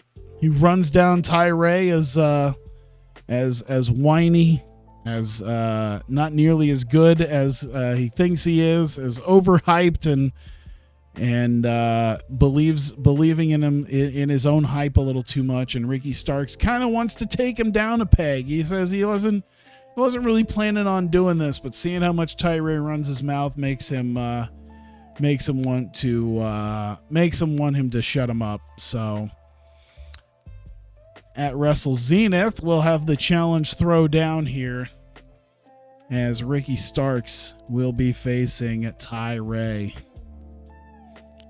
There we go. I think these guys could probably... This might be a quicker match. We might make that a quick, fast-paced match. There we go. We get our 6-man tag team main event. Tommy Mercer and The End taking on AR Fox and the Tate Twins. Big match. Went 19 and a half minutes, nearly 20 minutes. And great match between everybody here. But nonetheless, it ended with one of the Tate Twins, unfortunately, getting in Tommy Mercer's crosshairs, hit with the Red Sky, and pinned. And Tommy Mercer in The End walking away with the win. And post-match, AR Fox grabs a chair. As they're celebrating, he wallops Tommy Mercer in the back with it and drops the chair and scurries out of the ring and into... towards the backstage area. What's Mercer's... the Red Sky, I think it's... Oh, man. I'm sure it's on YouTube. I bet you there's a top 25 moves of Crimson or something like that. I guarantee that's a thing. Let me see here. Crimson best moves. All Red Alert, Spears, and Spine Busters. He does the red. So let me see this. Crimson TNA finisher. Yeah, so I'm sure somewhere in that, if I looked at it, you'd be able to see. I think Red Alert's one of the big ones. I think Red Sky is another one. I forget what it is. I think it's the Lowdown. Is it? I thought it was like a reverse Razor's Edge or something. Oh, okay. Yeah. That's the Red Sky. That's right. It is just a big yeah, it's the Lowdown. It's just a sit out spine buster basically, yeah. Well, he might not have the strength for some of the bigger guys to do Red Alert. I think that was a power move. But nonetheless, Fox ends up hitting Mercer with the chair, and before Odinson and Pero can do anything about it, Fox scurries out of the ring towards the entranceway and starts jaw-jacking at the three of them. Nick Dinsmore comes out behind him. AR Fox kind of runs into him, backing up. And Nick Dinsmore says that if AR Fox wants a fight with Tommy Mercer, then he is willing to give him the rematch that he wants. So the main event of Wrestle Zenith will, of course, be Tommy Mercer defending the Vertigo World Championship against AR Fox. Let's see. Vertigo World title. But with the slight caveat that the Tate twins banned from ringside. If he wants to win and he wants to be the champion, he's going to have to beat Tommy Mercer himself with no help. There we go. I think that's all we got right this second. So at least we got the 4 big matches. I think we'll have the rest of the card set up next month. There we go. 54 increased their popularity. Who is going to get... You know what? I got to give it to AR Fox. Tommy Mercer did very well in his role. And Mike Bailey for carrying Jet Knight through a match. Yep. Praised them for their performances. Seemed pleased, and was pleased.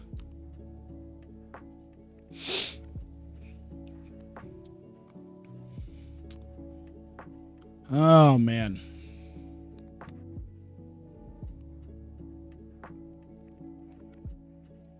All right, there we go. Hanako Nakamori joins Sendai Girls. Yeah, I just saw it down here as well. Oh, Katrina Waters retires. How old is she? She's 40? Yeah, that makes sense. Incoming for Dragon. More people are coming to Dragon. They are definitely signing people to Dragon Gate, guys. Don't worry. They are definitely signing people to Dragon Gate. They haven't signed anybody yet, but by God, they're gonna do it. There's literally no new workers. They're like, hey, we're gonna do it. Swear to God, we're gonna do it. There we go.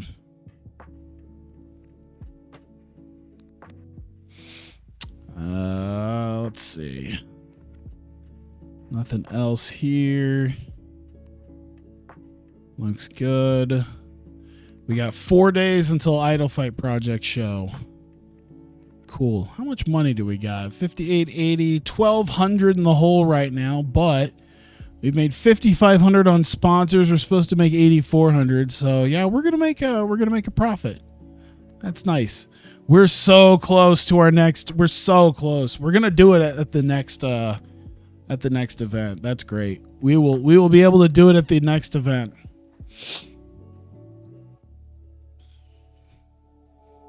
All right. Cool. I think we're about that close with IdolPro too, right? I think we're almost there. We'll have to look.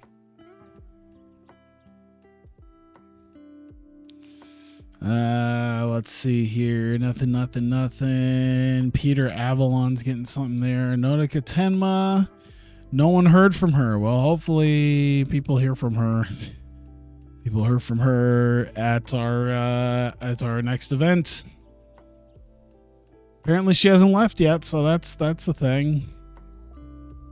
Austin, Anna J. All right. So nothing else right there. Move on. Will that mean TV deal? Yeah. At least for Vertigo. For IdolPro, it's a lot different, I think. We could at least televise like our main event, or like at least one event.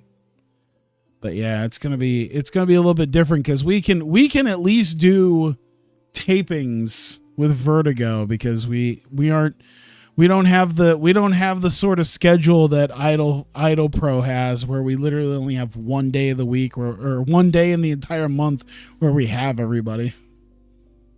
so we can maybe do something. We can't really do something there. Any news? Nothing. There's Alexander. Oh, that's not the Impact one.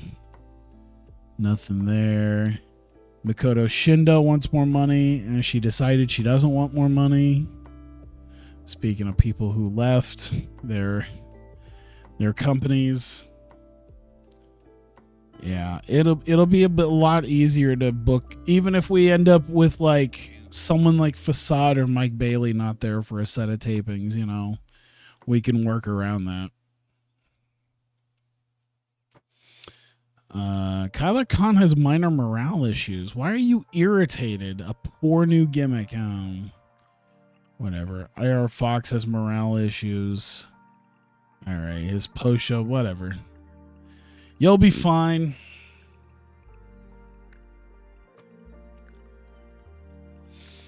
Takumi Iroha, best known with her work with Stardom.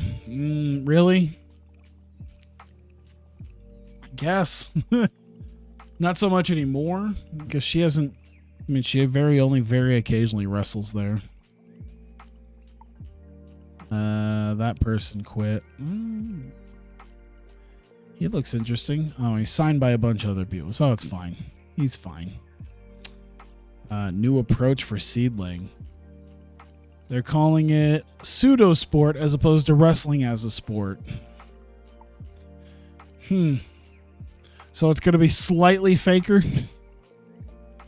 Will Hobbs moved. Wardlow moved. Okay. Wednesday.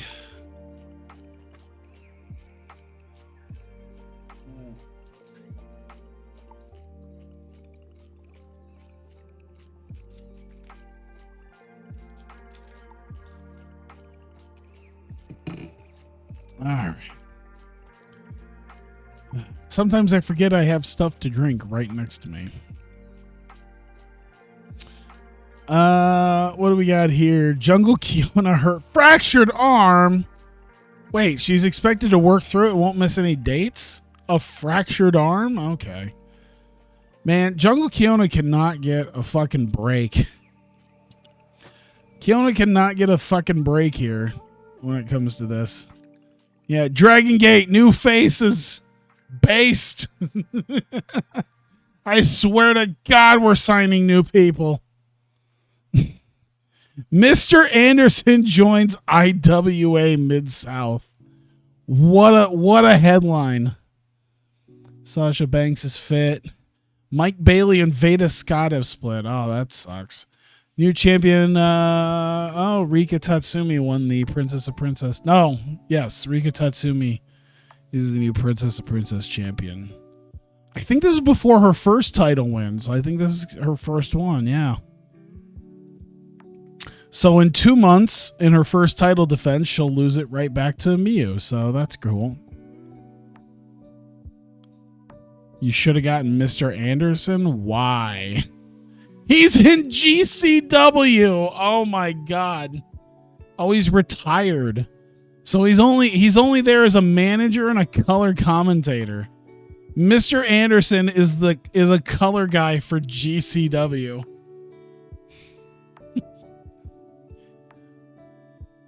Fantastic. Heavy soft drug user. I don't know if he is now, but who knows.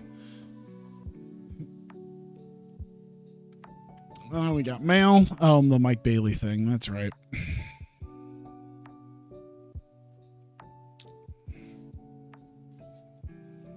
All right. Oh.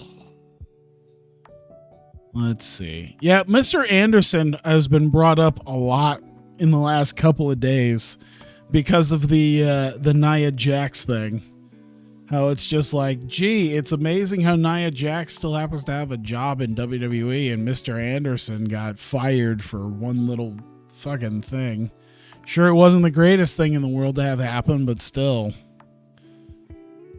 All right. This is a lesser event, so I'm interested in seeing how this works out. Dragon Gate Arena. Oh, that's 100 people. What is Dragon Gate? Their next shows. Oh, I think I've seen that before. Because didn't they used to do like TV stuff? Like they had their own little TV studio thing.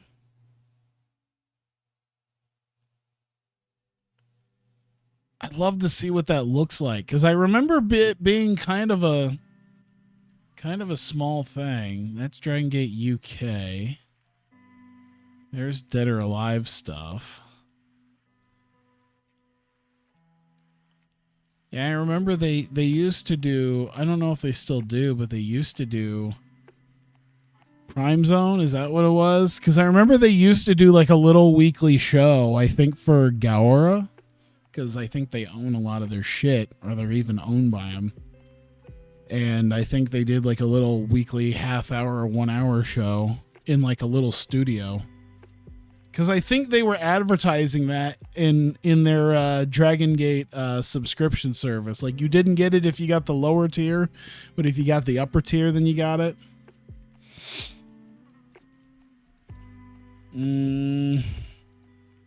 16. Should I do it? Maybe I should go somewhere else. Maybe I should. If I'm going to do back-to-back nights, maybe I should do it in a different area. Which is the one? I guess I should look. Key locales. Which is the one? Oh, Nagoya. Okay. Well, that's what I was looking for. Do they have a small venue? They don't really have a... So this is the smallest... This is one of the smallest venues they have. $450 for the Diamond Hall. It's a fair bit of money. Well, $400 isn't that much. Maybe I should do that. Like I said, I should do the Great Lakes thing where I do something like Chubu, where I think honestly the spillover is better than in Kanto. So it'll still spill over anyway. So you know what? We'll go somewhere else. We'll go to Diamond Hall. We'll go to their next one of their other big cities. That's not far away. Not nearly as far away as the others. And it's a little 1 hour show. That's all we need. All right. So who's here? Fair bit of people are here, I think. We should have a fair bit of absences, right? We got a lot of absent workers working for Oz Academy and Tokyo Joshi Pro and yeah. So let's see who we have who can be a main event match. All right, let's see. I see Ram Kaicho could be in it. Mei Saruga can be in it. They have a match coming up tomorrow night. So you know what? Maybe we do the good old WWE style thing of putting two people who are going to face each other in a tag match. Who should their people be? Sainomura could be Ram Kaicho's person. I'm trying to think who would be a person to team with Ram. I really do think it probably could just be Sainomura.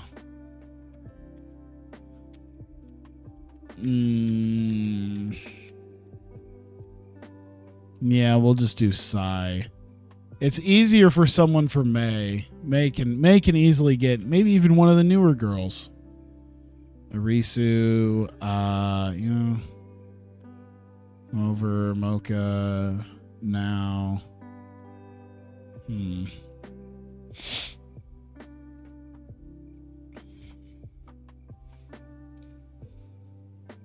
thinking Arisu. We'll put Arisu out there.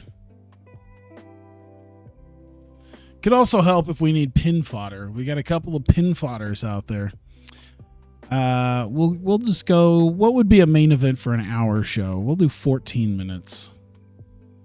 And you know what? We'll give Ram the victory. And because we're giving Ram the victory, we need pin fodder Arisu Endo to take the loss. We'll make it an open match, but it's a decisive win nonetheless. There we go. We can do a total of 75 minutes. That would work.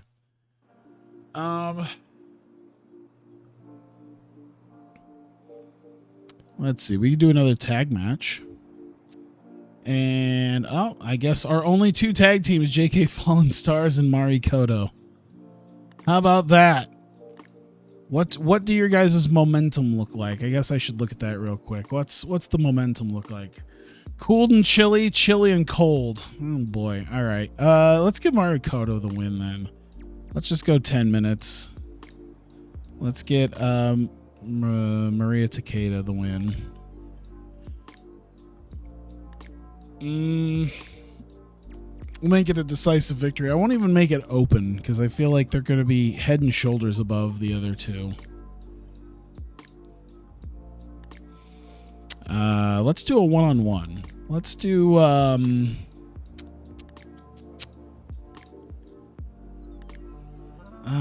we got Saya, Nodoka.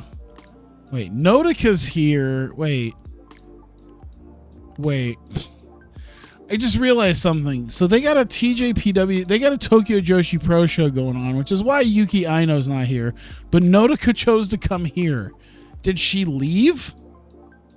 Why is Nodoka available but Yuki's not? Did she quit?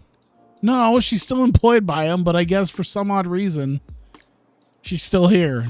We could still use her. Okay.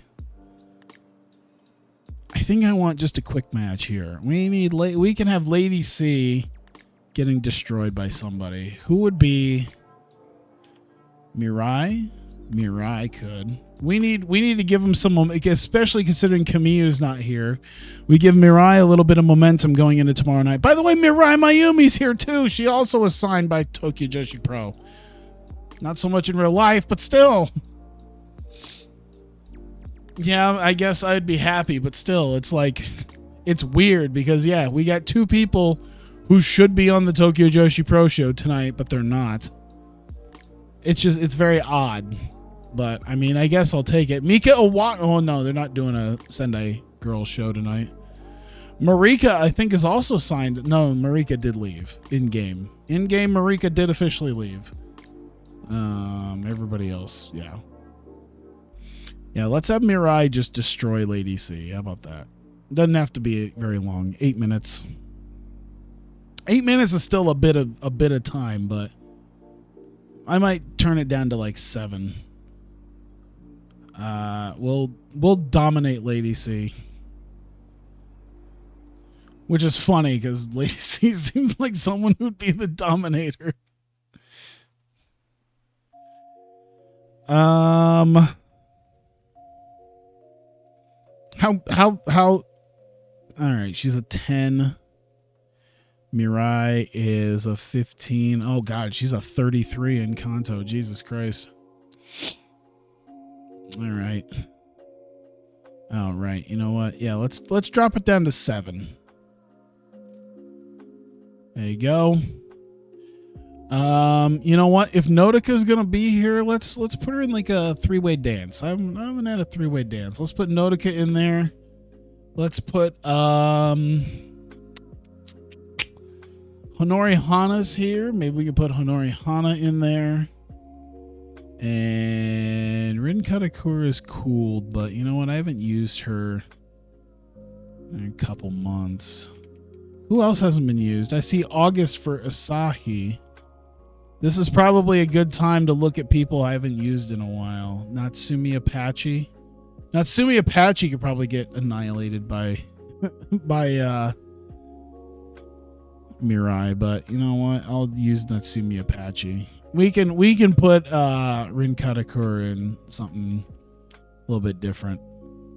She can face Saya. How about that? Saya Kamitani should probably have a match too. We'll keep it. Let's do 11 minutes. So we got 37 minutes of wrestling right now. That's pretty good. Let's do Nodoka Tenma. Yeah, we'll open match it. We'll make it feel like they're on the same wavelength, mostly for her Honori Hana. But decisive win nonetheless. Nodoka Tenma getting the win. And we'll put that there. Let's put on another one-on-one. We've got... Oh, what was it? Rin Katakura, Saya Kamitani. So, you know what? I think it should be a fairly competitive match, but I think it'll go 10. We'll go 10. Saya gets the win. I want it to be an open match. I want them to go all out, and I want it to be a decisive finish. There you go. And we'll drop that in there. I think that's about all we'll do there. We'll give other people some business here.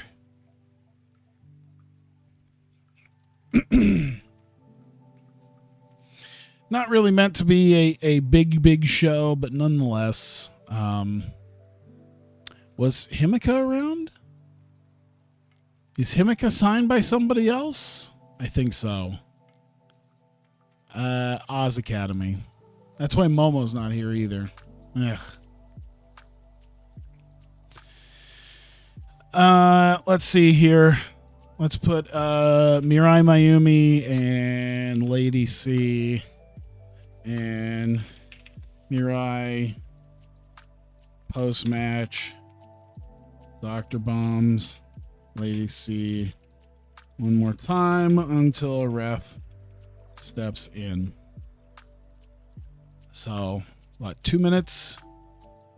And fighting and selling.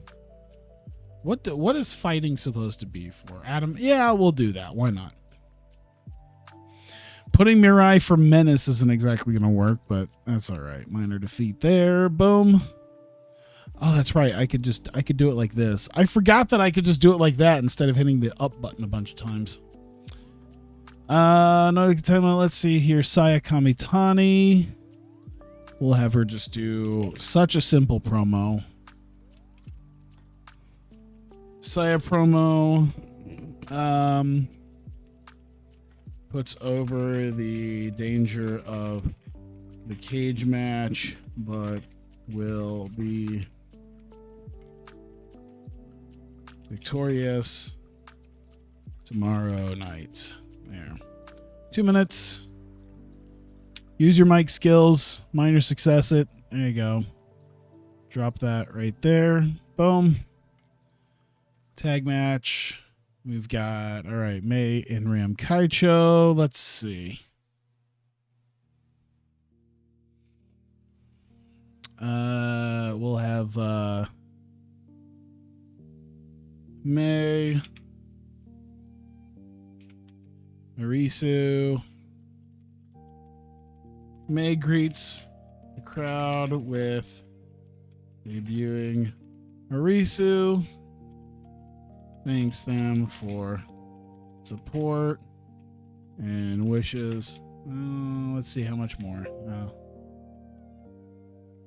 We'll do best tomorrow night. All right. Whoops. God damn it. There we go. We'll even do 3 minutes on that. We'll do microphone and Arisu. What does she got? She could probably do it. Let's do her sex appeal more than anything. She's a model. She's a former model.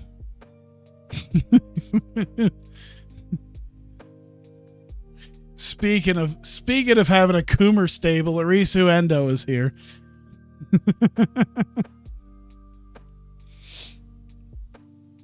How many title defenses May had? She's had one successful title defense so far. Against Momo.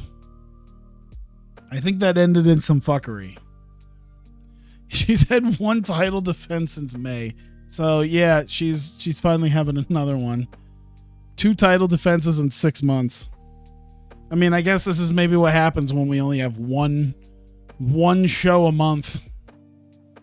Which is why I wanted to at least have the like a pop-up show. All right, and then we can end with Ram. Ram berates May after win and plans to take her title tomorrow night. 2 minutes. Microphone. Minor success. I will do entertainment. There we go. And maybe we'll have one more little bit with someone. Miyako Matsumoto should come out.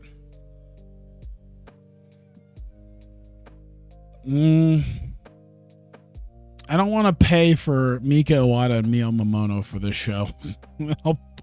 I'll put them on my big show. I'm not putting them on this pop-up show. That's too much fucking money. But Miyako Matsumoto I'll do, and then I could do Abaddon. Why is Miyagi not here? Is she signed by Oz as well? Yes, she is. Okay. By the way, what is the booking analysis? Arisu Endo is being used far too much on this show. That's all right. We could do something with, I'd say something with Miyako, but we can bring in, how about Nao Kakuta? That might be an idea. So, Miyako Matsumoto, Nao Kakuta. We have 3 minutes. So, Miyako out to sing for the crowd, but now debuts to upstage her and upsets her. Arisu shining with. I feel like I'm not in the loop on that one specifically. That's one bit I'm not in the loop on. What's the shining, the Arisu Endo shining wizard bit? Minor success, and we'll just toss that over here. There we go. Wrestle 1. I don't know that much about Wrestle. Oh, was she trained in Wrestle 1? I don't remember Arisu Endo being. Oh, just because Wrestle 1. Ah, see, she used a shining wizard like Keiji Muto. Is she associated with them? I'm pretty sure she isn't. Did she get? I don't think she got trained by them, did she? Not as far as I know. Her idol group was in Wrestle 1? Oh. See, that's how much I pay attention to Wrestle 1. I didn't know that. I thought the only ones who really came out of there was Reika and Hana. Why is Reika not? Is Reika available? That's all right. I don't want to pay that much money. We're already paying May some decent money, Ram some decent money. I think Saya's a bit of money. I think everyone here is pretty cheap, so that's pretty good. All right, 75 minutes. There you go. Cool.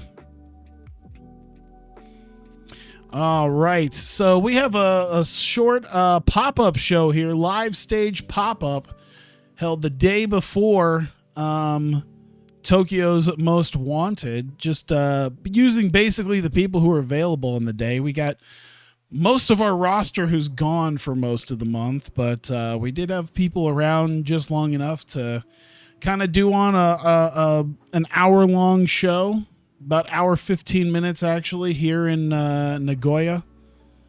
And we decided to go down the road to Nagoya to the Club Diamond Hall. 73 people showed up for it. But nonetheless, little live stage show here to build up tomorrow night's big show. Mirai Mayumi opens up against the debuting Lady C. And only goes about 6.5 minutes. Mirai hits the Dr. Bomb on Lady C and gets the win. And seems to have at least a great gimmick rating and not the greatest to match things. But I think that's probably going to be just how it goes.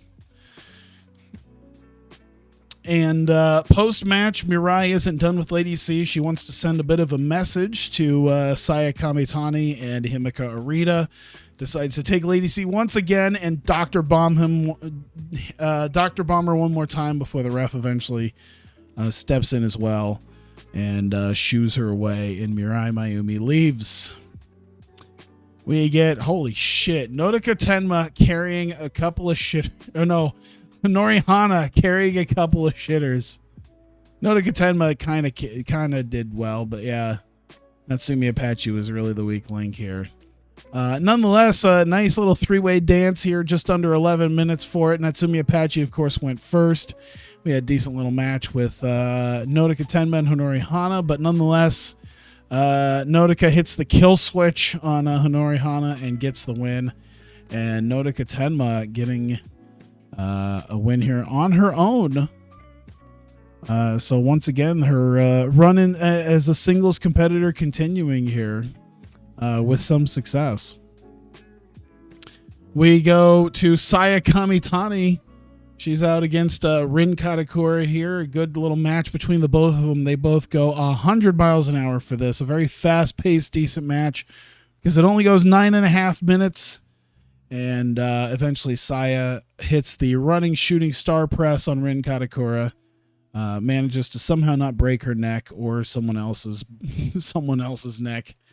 And gets the win. And Saya successful here. And grabs a mic afterwards, and she talks about how tomorrow night she's going to be inside of a steel cage. It's a very rare thing for a steel cage, especially in Joshi, but she will be in one tomorrow night with Himika Arita. She says it'll be dangerous, but she's planning on being victorious and overcoming Mirai and Kamiyu. We get Miyako Matsumoto coming out. She's out to try to entertain the crowd.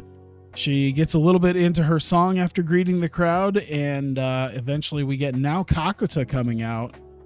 And she goes on and sings her own song and upstages her a little bit and sort of pushes Miyako Matsumoto out of the way. And Miyako is none too happy about this. She's already had a huge vendetta against debuting wrestlers, and this is just another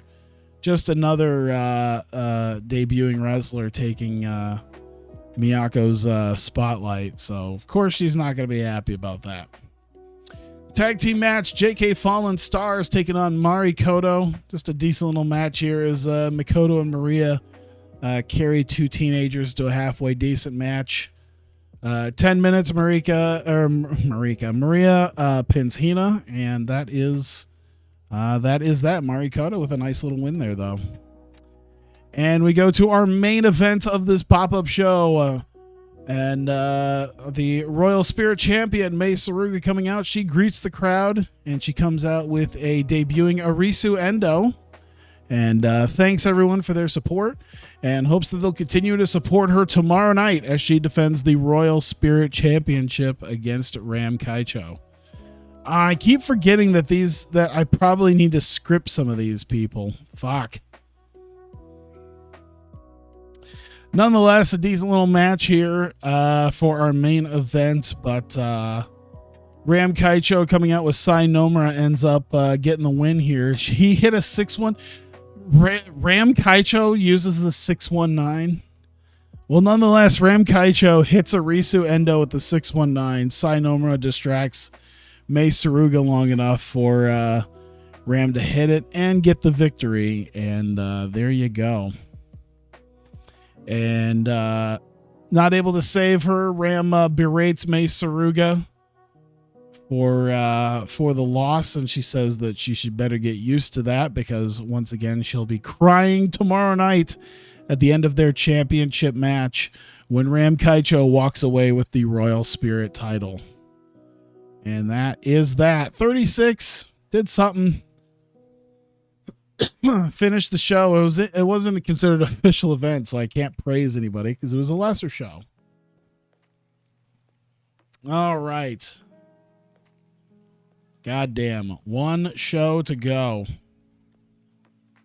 We are in the home stretch. Pop-up report. Someone else joined Oz. Championship Wrestling from Higher Hollywood added Arian Andrew. Jesus. A pair of aces. Stardom has a new stable. Mayu Iwatani, Zoe Sky, Maika, Yu, and Itsuki Hoshino. The Sisterhood. Oh, boy. That does sound like something they would do. Oh, boy. Velveteen Dream.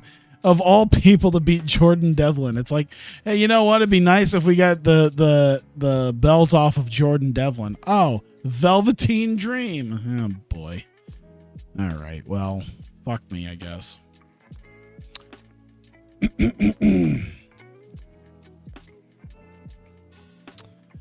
And I think we're just pretty much ready to go. I think we've done everything.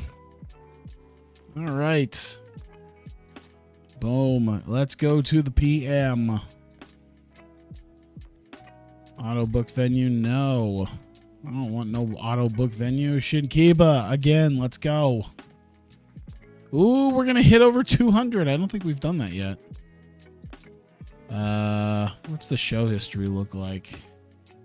182. Yeah, so we're doing a pretty decent sized show right here.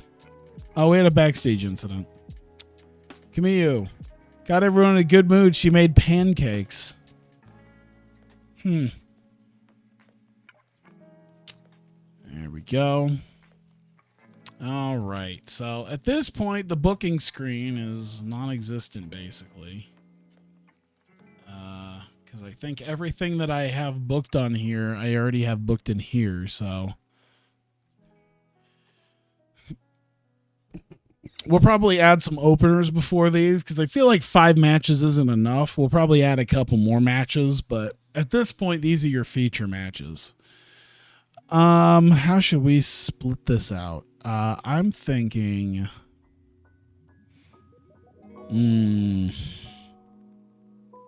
should we do cage, normal, street fight, normal, royal spirit? That might be it. I think so. Street fight or cage? I thought you said she cost too much money. No, I'm using Reika. At this point, we're making decent money. Even when I have been booking Reika, like we've at least made a little bit of cash, as long as I'm not spending too much money.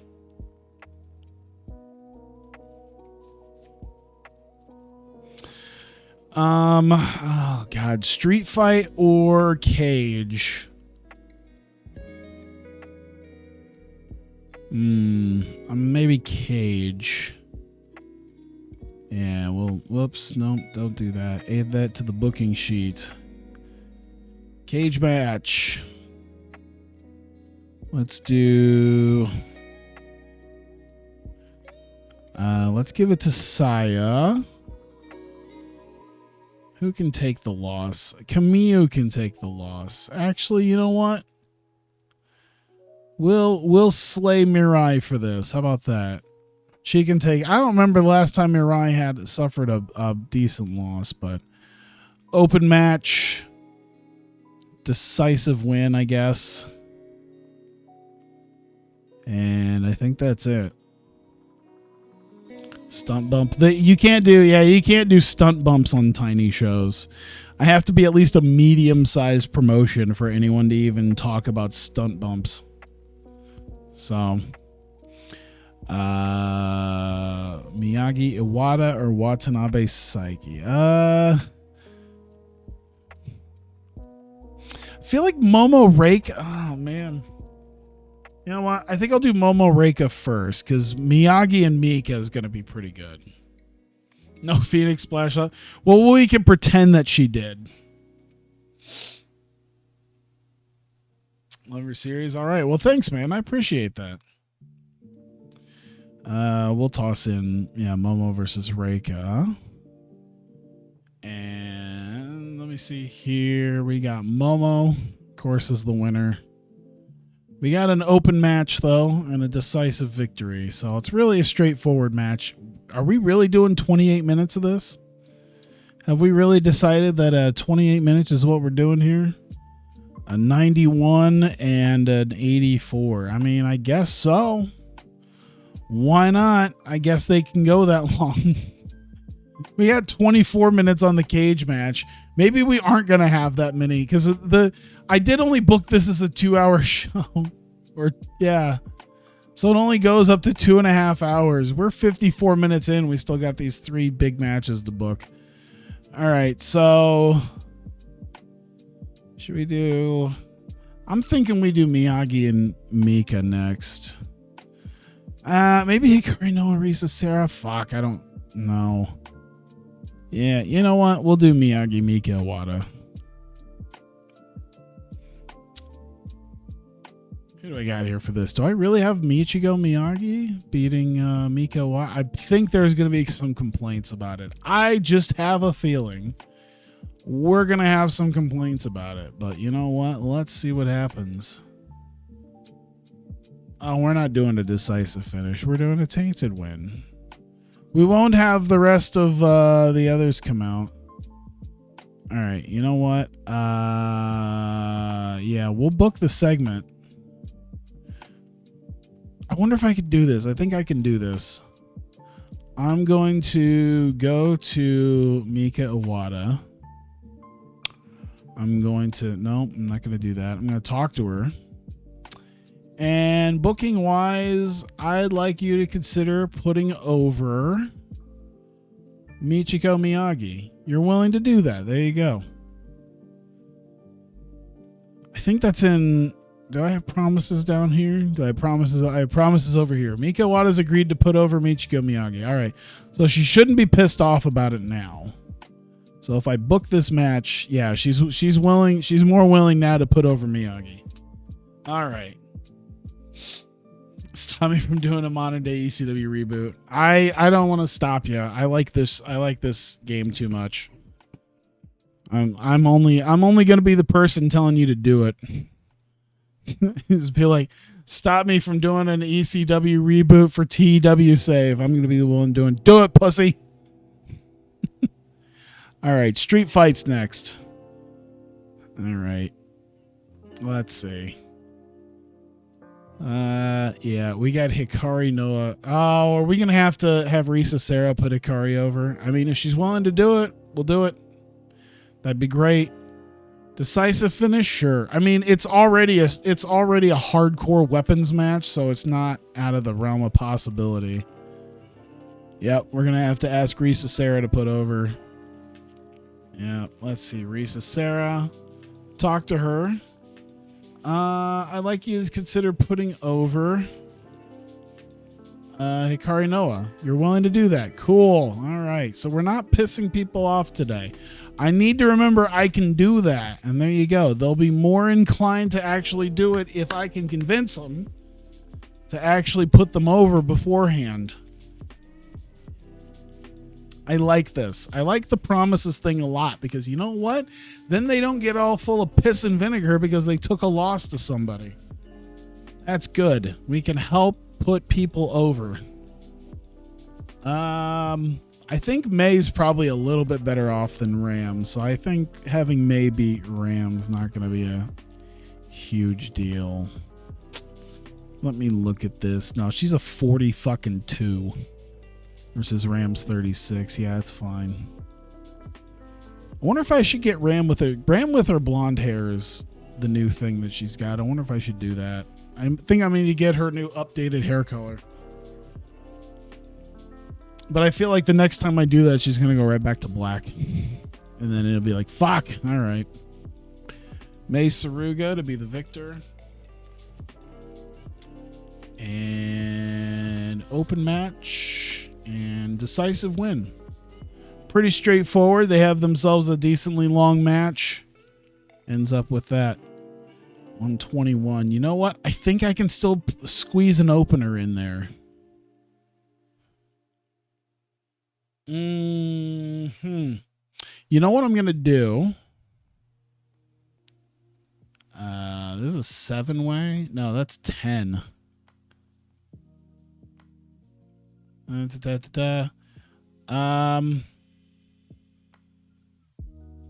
Where's a 10-person battle royal? How about that?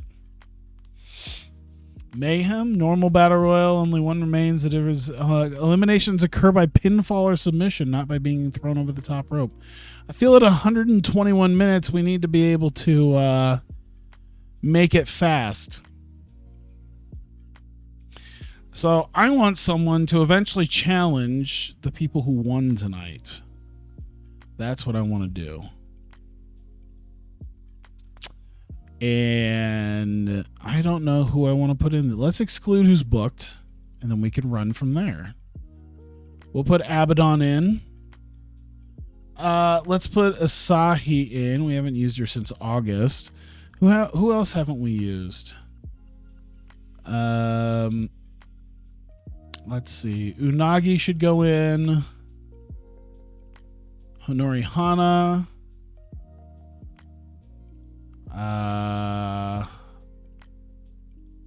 Let's put Ibuki Hoshi. Mio Momono.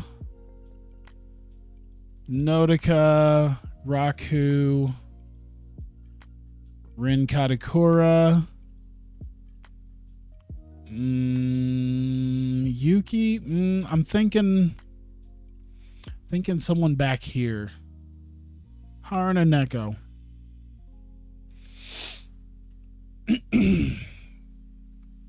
There we go. 10 woman battle royal to 10 woman battle royal. How should I I forget how I should name this. It's not exactly a shot at the title, but it's a shot at the title. So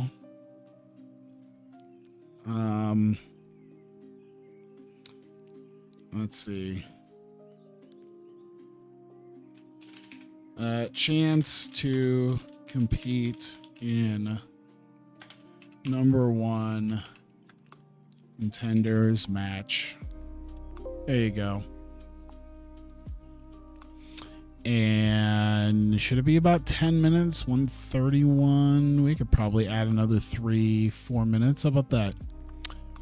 Who should be added to this? Yeah. I'm thinking either Mio Momono or Nodoka.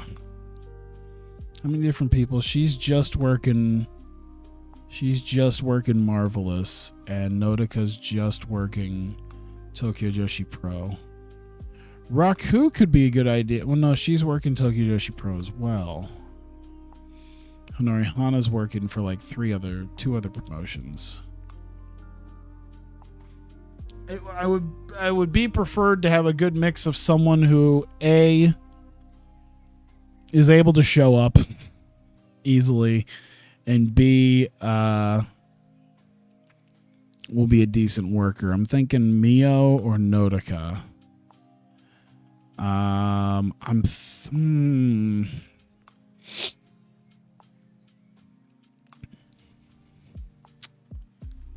Shit, who should be the winner here? Well, one of these people is going to be the runner-up then. How about Mio Momono gets the most eliminations? And she's the runner-up. And we'll give Nodoka Tenma the win.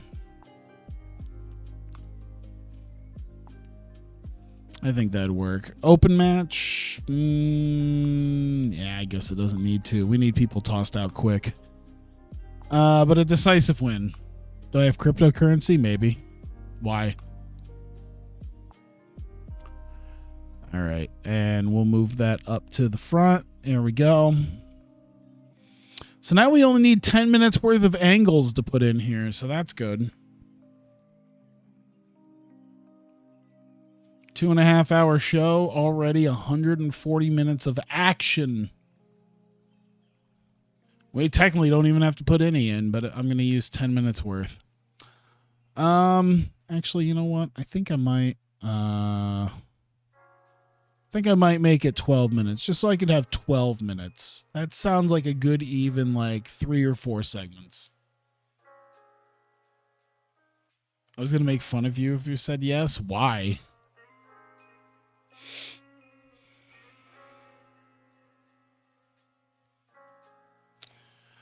Let's see here.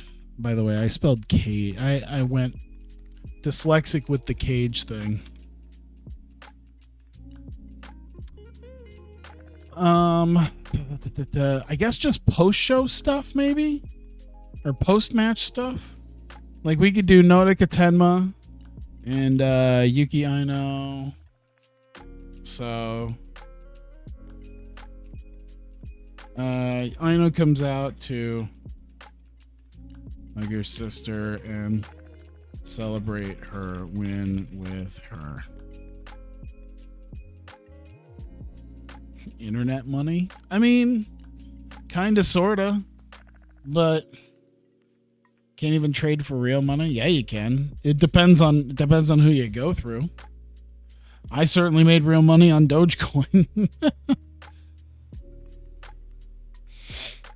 Of course, I ended up mostly reinvesting it, but, you know.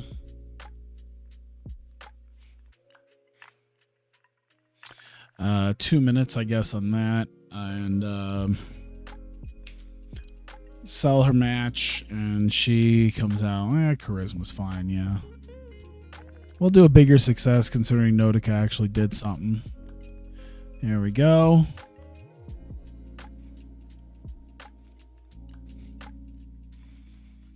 And we'll do Himeka and Saya, Yuki, Kamifuku, and Mirai.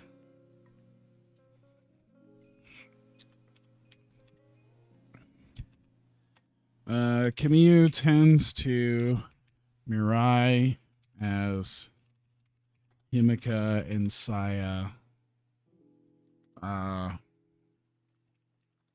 limp out, beaten but victorious. We'll do 3 minutes, 2 minutes, 2 minutes. Let's do 2 minutes.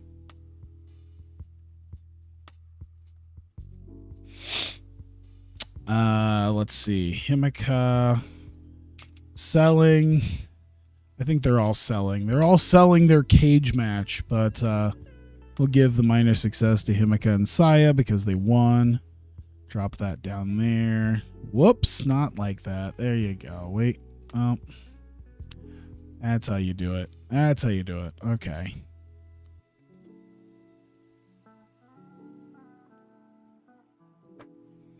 All right. Let's see.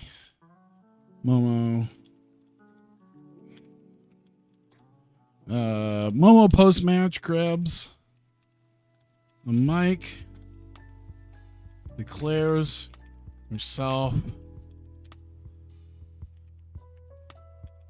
the true ace and claims destiny to Royal Spirit title. We'll do 3 minutes on that. And microphone, minor success. There you go. And we'll drop that there. There we go. We've got 5 minutes. So I think 3 minutes. Actually, I'm gonna drop this to 2 minutes there. So we can do 6. We got 6 minutes. So we can do 3 minutes with post Hikari Noah and 3 minutes with Mei Saruga. All right, I think that'll work. So, let's see. Hikari post match limps out, but smiles at Sarah laying amongst Oops. Amongst weapon debris. So Hikari Noa gets to walk away as Risa Sarah is being tended to as she's covered in table and chairs and all that good stuff. But selling nonetheless and a minor success. Well, you know what? We'll do a normal success. You beat a deathmatch wrestler at her own game. And then final bit here. 3 minutes. Let's see here. Mei Suruga. Let's see. Do I want to have any last little thing here? I don't think so. Yeah, I don't think there's anyone I feel like bringing out, so.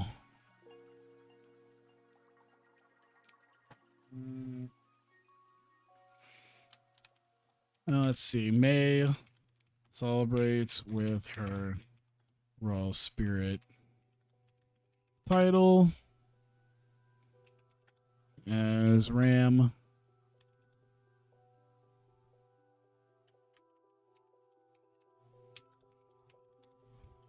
walks away.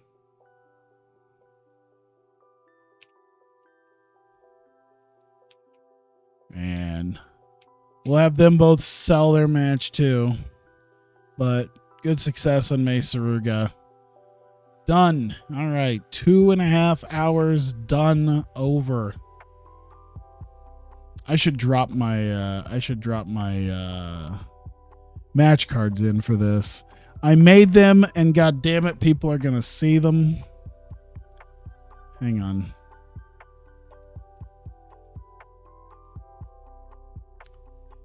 Drop them bitches in.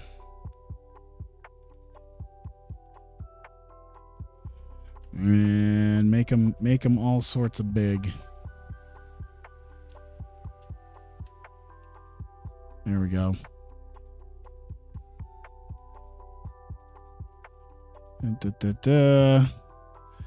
See Mika there.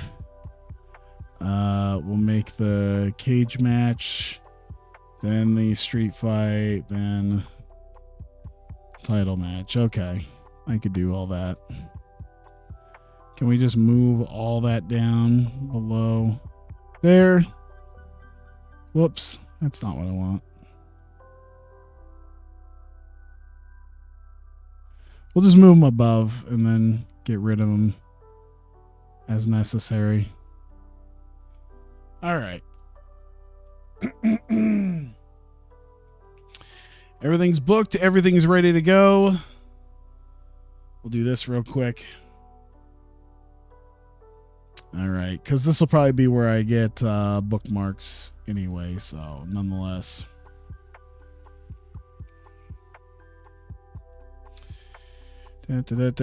Studio mode. There we go. Hey, I got the studio mode in front of me. Perfect. Let me make sure I did that right. All right, cool. All right, here we go. We are live. 205 people here at Shinkiba First Ring for our next big event. It's been a good 6 months since we've had our next major event, and here we are at Tokyo's Most Wanted. A very extreme night for a lot of these women as we go through the main feature match cards here. Of course, we have the one-on-one match between Mika Iwata and Michiko Miyagi. Miyagi has been obsessed with getting at Iwata ever since losing to her. She wants to prove herself to one of her former co-workers in Sendai Girls, and she wants to prove that she can hang with a lot of these Sendai Girls and prove that she is better than Mika Iwata. Speaking of people who want to prove they are better, Momo Watanabe has completely snapped ever since Reika Saiki called herself a muscle idol ace. Momo really doesn't seem to like anyone else using the term ace. She believes herself to be the one true ace of Joshi wrestling, and is ready to destroy Reika Saiki to prove her point tonight. And we go to a tag team steel cage match. It has been boiling over for months. The Strong Kickers and Yuki Kamifuku and Mirai Mayumi are taking on Himeka Arita and Saya Kamitani. There have been a lot of outside interference by Marika Kobashi. She is banned from ringside, as well as making sure that no one can run or hide, as they will be trapped inside a steel cage. It is not any escape, but it will be pinfall or submission only. And we move on to what should be another brutal match. Hikari Noa has been brutalizing women left and right throughout the last, probably I'd say the last year, starting with Raku, but she's been destroying many people in Idol Fight here, and now she steps up against a death match queen in Risa Serra. They'll be wrestling, at least in a street fight. It's not quite a death match, but Hikari Noa is going to have to put her weapons and her mouth to good. She's going to have to put her money where her mouth is, and also the weapons as well, as she'll have to face someone who's known for weapons and known for death matches in Risa Serra. And of course, our main event for the Royal Spirit Championship, Ram Kaicho challenging Mei Suruga for the Royal Spirit title. Mei, of course, had a successful title defense a few months ago against Momo Watanabe. Ram was able to beat Mio Momono to get her shot at the title. And here we are for this match. Ram, of course, successful just last night in the pop-up show, and is looking forward to taking the title off of Mei Suruga. And we head on back, but we will start here. Give me just a second to kind of get rid of a lot of this nonsense. Remove all that. There we go. We do have one showcase match. Before all that, a 10-woman battle royal featuring Abaddon, Asahi, Harada Neko, Himawari Unagi, Hanori Hana, Ibuki Hoshi, Mio Momono, Nodoka Tenma, Raku, and Rin Katakura. And 10 women here. And there are championship implications. They said that at a future event, perhaps the next event, they're going to be looking for a number one contender, the Royal Spirit title. And they said the woman who wins this 10-woman battle royal will be put into consideration with some of the winners in the later matches tonight. And we get to just over 12 minutes. We have the finals. Mio Momono, Haruna Neko, Rin Katakura, and Nodoka Tenma. Mio Momono got a lot of the eliminations herself. Looked like she was set to do it, but was unable to get Nodoka Tenma over, and instead Nodoka Tenma was able to fight her way to getting Mio Momono over the ropes and getting the win here. So, did you miss the title match? No, you did not. Well, yeah, not this one, but nonetheless, Nodoka Tenma getting the win in this battle royal. So she will have herself some sort of match at a future event for a number one contendership for the Royal Spirit Championship. And Asahi saying Slackjaw, we'll do that.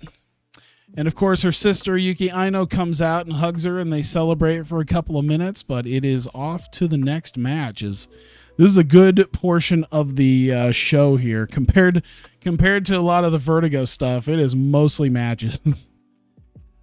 We get the Strong Kickers versus Himeka Arita and Saya Kamitani inside of a steel cage. Exceptional match for all of them. Damn, Himeka really carried all of them here, and Camillo really did a really good job as well. I'm surprised that Saya was so low, but Himeka really carrying everyone here. And nonetheless, it went just over 19 minutes. And it says running shooting star press. What was it that I should have that we wanted. Oh yeah, we couldn't get a stunt bump, but it would have been interesting to do a Phoenix splash off the cage by Saya. So we'll say that if she actually did pin Mirai Mayumi, the only way that we would probably actually be able to beat her is with a Phoenix splash off the cage. So we'll just assume that that is what happened. Big move by Saya to get the win here in just over 19 minutes, and Himeka Arita and Saya Kamitani taking down the strong kickers. And Kamio tends to Mirai after getting hit with such a move, and also probably because Saya isn't the most controlled with it, so she probably put her knees into Mirai somewhere. But Himeka and Saya have the door open for them, and they limp out back up the ramp. They are beaten, but they are victorious. And we get a battle of aces. Momo Watanabe calls herself the true ace. Reika Saiki calls herself the muscle idol ace. They'll get to prove it amongst each other right here. Momo came out to play for this one. Jesus, a fucking 60 compared to most of the other people here. But nonetheless, these two went 28 minutes to try to prove to one another how good they were. A drop kick, really? I need to give Momo something. I need to give her something big. She needs to have an ace-like move. I don't know what type of ace-like move should I give Momo. Should give her the Steiner screwdriver. A drop kick really doesn't seem like the thing that she should have. We need to give her something more like impactful. Just needs to really hit with something. You can't be an ace and just do a drop kick. This ain't the 70s no more. But nonetheless, it just went over just over 28 minutes. Momo Watanabe getting the victory over Reika Saiki. And of course, post-match, Momo grabs a microphone. And she's very tired, but she does declare herself the true ace of Joshi Wrestling. And claims that her new destiny is now to be the Royal Spirit Champion. Throws down the microphone and heads to the back, as she has a clear mission. Michiko Miyagi taking on Mika Iwata. Goes just over 20 minutes. They had a nice back and forth match between the two. Mika carrying Miyagi to an exceptional match.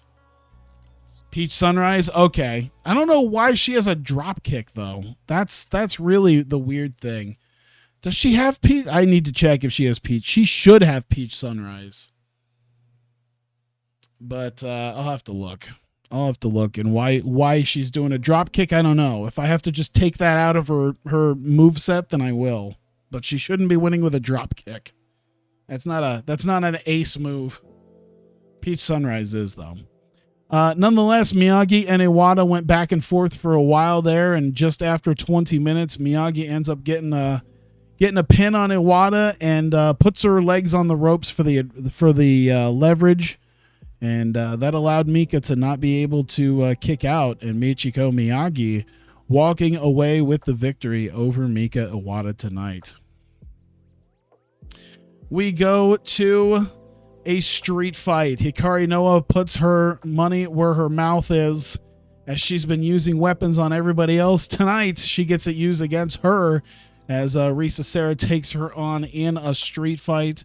It goes just over 19 minutes. Both of them did pretty well. This is a pretty good... They both did pretty okay, but nonetheless, Hikari Noa hits a Cobra Twist on Risa Sera. I have to assume there was probably weapon... I want to remember what the Cobra Twist is. I'm sure if I look it up on YouTube, I can see it. Another person who probably needs an impactful move. But nonetheless, Hikari Noa getting the win, surprisingly, in what would probably be Risa Sera's exact style of match. A weapons-filled match. She was unsuccessful as Hikari Noa gets the victory. You know, there's one thing about living alone that always kind of freaks me out is hearing the thermostat go off. Because there's nothing worse than hearing a clicking sound behind you. when you live all alone and you know you should be all alone. It's like, fuck, that's mildly frightening. I'm always mildly like paranoid. So hearing something like that and hearing a noise is like, oh God, am I about to die? Did I not hear someone come in? So if I just like completely disappear without a trace, you'll know. But nonetheless, Hikari post-match, after the match, she is able to get herself out of the pile of weapons that have been left in the ring, as Risa Sera is being helped up by some of the undercard women who aren't being used, and the ref. But Hikari Noa, while she still has some debris attached to her, and she limps away, she looks back and smiles at a fallen Risa Sera, and walks to the back. What do you mean, what, Tyler? Please. I've seen enough Joshi matches to know that even when they have their matches, that's what they do. The underlings who got booked earlier in the show are the ones with like the ice packs and the water bottles for the main eventers. That's pretty much how it's always worked. But then we have our main event for the Royal Spirit Championship. Mei Suruga defending against Ram Kaicho. It went 21 and a half minutes. An exceptional match between them. Ram Kaicho looked like she was going to get the win, but Mei Suruga ends up coming back after a great match. Picks up Ram and hits her with a brainbuster and pins her, and Mei Suruga makes her second official defense of the IdolPro Royal Spirit Championship. And of course spends the next few minutes there celebrating with the title and high-fiving them. Well, I don't know, even in November they probably won't even be able to like high-five fans with the way things are going. So she just celebrates in the ring with the title as Ram walks away. She's a little bit hurt, but ends up walking back with a bit of a disgusted look on her face that she was unable to be successful against May. Finish it. 54, increased popularity. Momo's going to get praised for carrying her match. Mika Owada is going to get praised for carrying her match. And Himeka is going to get praised for carrying her match. So we had some deep carry jobs happening on this show, but you know what? We were very successful in them. Momo was very happy with your speech. Well, I'm glad. Thank you. Mika was very happy, and Himeka seemed pleased. Fine, don't be happy, Himeka. Momo liked my speech. She was very happy by it. Oh my God, we're almost at 3 hours. Asahi injured. Oh yeah, she had slack jaw. Oh my God, Idolfight Project have risen to tiny size. We have officially hit the next level. We have finally risen from the bottom. Have I been watching Heels? I have not. Literally the only thing I've seen is bits and pieces of CM Punk as Randy Rabies on there. That's about all I know. 17. We've moved to tiny. Oh my God. Which means officially we can actually broadcast shows now, I believe. Not just there, but oh yeah, that's right. We would have to I think I have to upgrade my production, but I think Twitch should allow us now. Yeah, Twitch Japan. They do have a lot of tour highlights and TV shows, so they might take an event. We might be able to start broadcasting our events on Twitch. No, we're still not big enough for Kurako and Hall. We need to work our way up. I want to be able to at least draw like 700-800 people before I do Kurako and Hall. So yeah, whoops. We need to upgrade our production values if we're going to do it. I'll have to figure that out. I'm not going to do it right here and right now because that's something to figure out outside of this. Right now, I'm just happy that not only are we maybe make money, I think we can make money. I think we'll do it. We might just barely break even. Jesus. That's all right. We're making some money.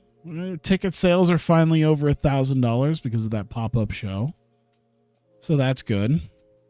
We did some good ratings. We're finally up to tiny size. Things are working for us, so I like that. As far as Vertigo is concerned, we're still not up.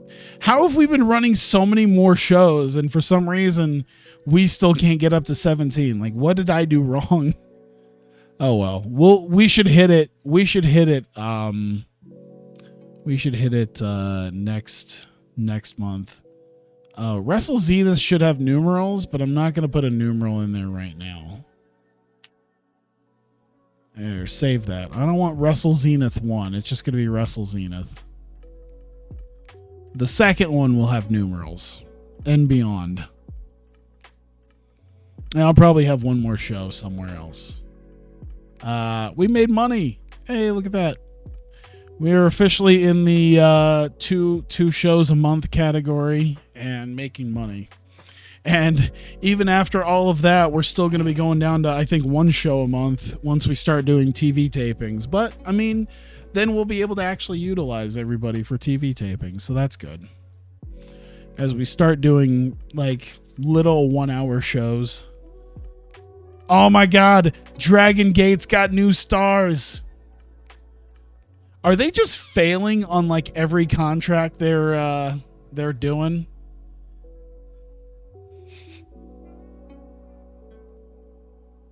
Opens finance screen for 1 second. Shinjiro Otani. Let's see. The Kevin Nash retired. I didn't know Kevin Nash was always. Oh wait, no. This is officially retired. Was he not officially retired? Now he's a color commentator and a personality. Oh boy. I can hire Kevin Nash. Oh, dude. You know, I'm going to be needing a color commentator for my TV show. Kevin Nash as the guy may very well be that guy. What's his color skills look like? 61. He's selfish though. I'll have to think about it. Maybe if he's not a wrestler, he won't be such a prick. Mildly negative, increased chance of general. Okay, we'll have to see. I feel like Kevin Nash these days, if he's retired, I feel like retired Kevin Nash is different. Should be different from still in the ring Kevin Nash. Ken Shamrock's upset about Impact. Cheerleader Melissa. I thought Cheerleader Melissa was actually already retired. I haven't seen her do a match in a while. Now I have to know what the hell happened there. And oh man, they already gave their new faction the Stardom artist belts, the ones that no one gives a fuck about. And I swear to God, Dragon Gate's bringing people in. When was the last? Let's see. Cheerleader Melissa. When was the last time she wrestled?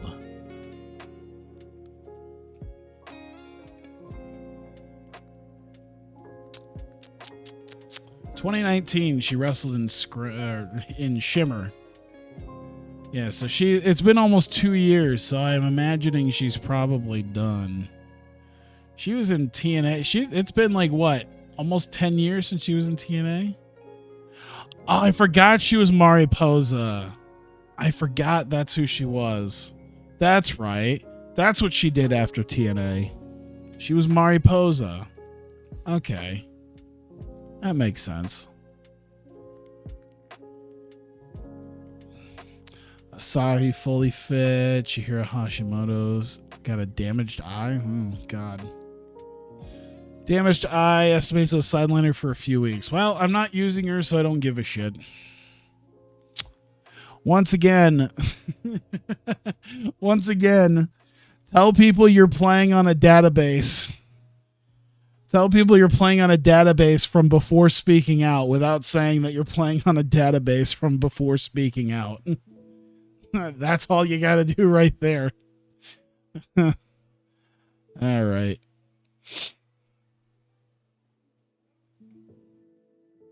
Oh, God, it's almost 1 a.m. I need to go to bed.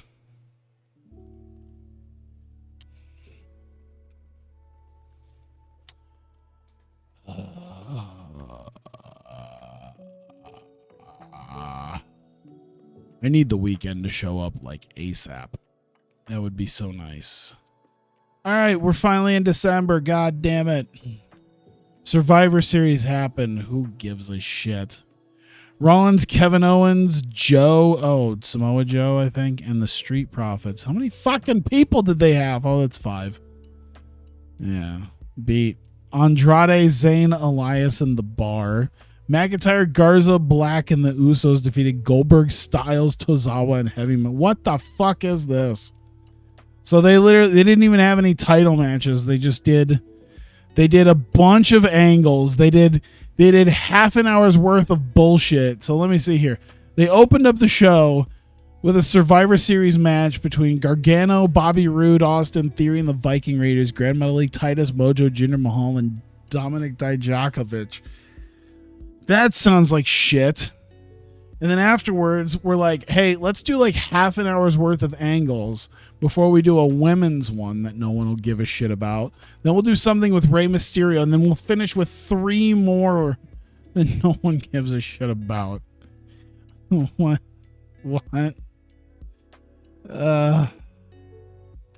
NWA Power got extended. Oh, fuck you. I want your YouTube time. That's all right. I'll get on Twitch eventually. And MLW's taking it up. Stop. I want your time. All right. Well, at least everything's good here. Nonetheless, yeah, I need to go to bed. We lost $18. That's not too bad. We spent a little bit more money than usual on workers, but you know what? All's pretty okay. Where did we mostly lose money? Was it just the workers? It's only 600. Where'd the other 500 go? Oh yeah, because we ran a second show, so that's why. That's all right. And let's see here. Vertigo, how'd we do? We still made $1,500. That's good. We fully upgraded our merchandise, so that's good. Ticket sales didn't really change too much, but our sponsors went up. Sponsors are going down. Uh-oh. Something happening? Are we losing something? Oh, the economy's falling. The wrestling industry's rising, but the economy's falling. So we could maybe draw more people, but we're not going to make as much money now. Uh-oh. I still got to sit here and watch the finance sheet like it's like a fucking hawk. I think I was trying to describe this game to somebody. I was like, yeah, I can't. Oh, yeah, because I was talking to a woman who's like a mom, and she has talked about how she hasn't played video games since like Galaga. I was like, yeah, I don't think I could explain to her the games that I play. Because I play a wrestling booking game that's basically accounting, but with a wrestling skin on it. That's what I'm doing. I'm doing accountant work in my spare time while also putting together some matches.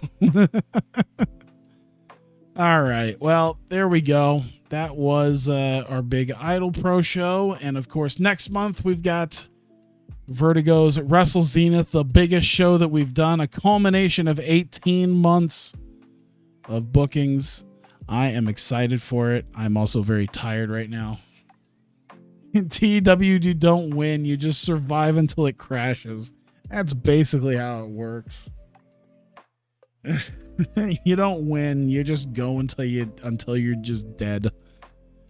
Well, thank you guys for coming out. I greatly appreciate it. Of course, we got another big show coming up even after all that with Vertigo. So I have that to look forward to. I've already got everything sort of set up for that. I'm excited. And thank you guys. If you're watching this on YouTube as well, thank you for continuing to watch. I appreciate it. And I need to go to bed. If you need to go to bed too, you should go do it. So I will see you guys next time.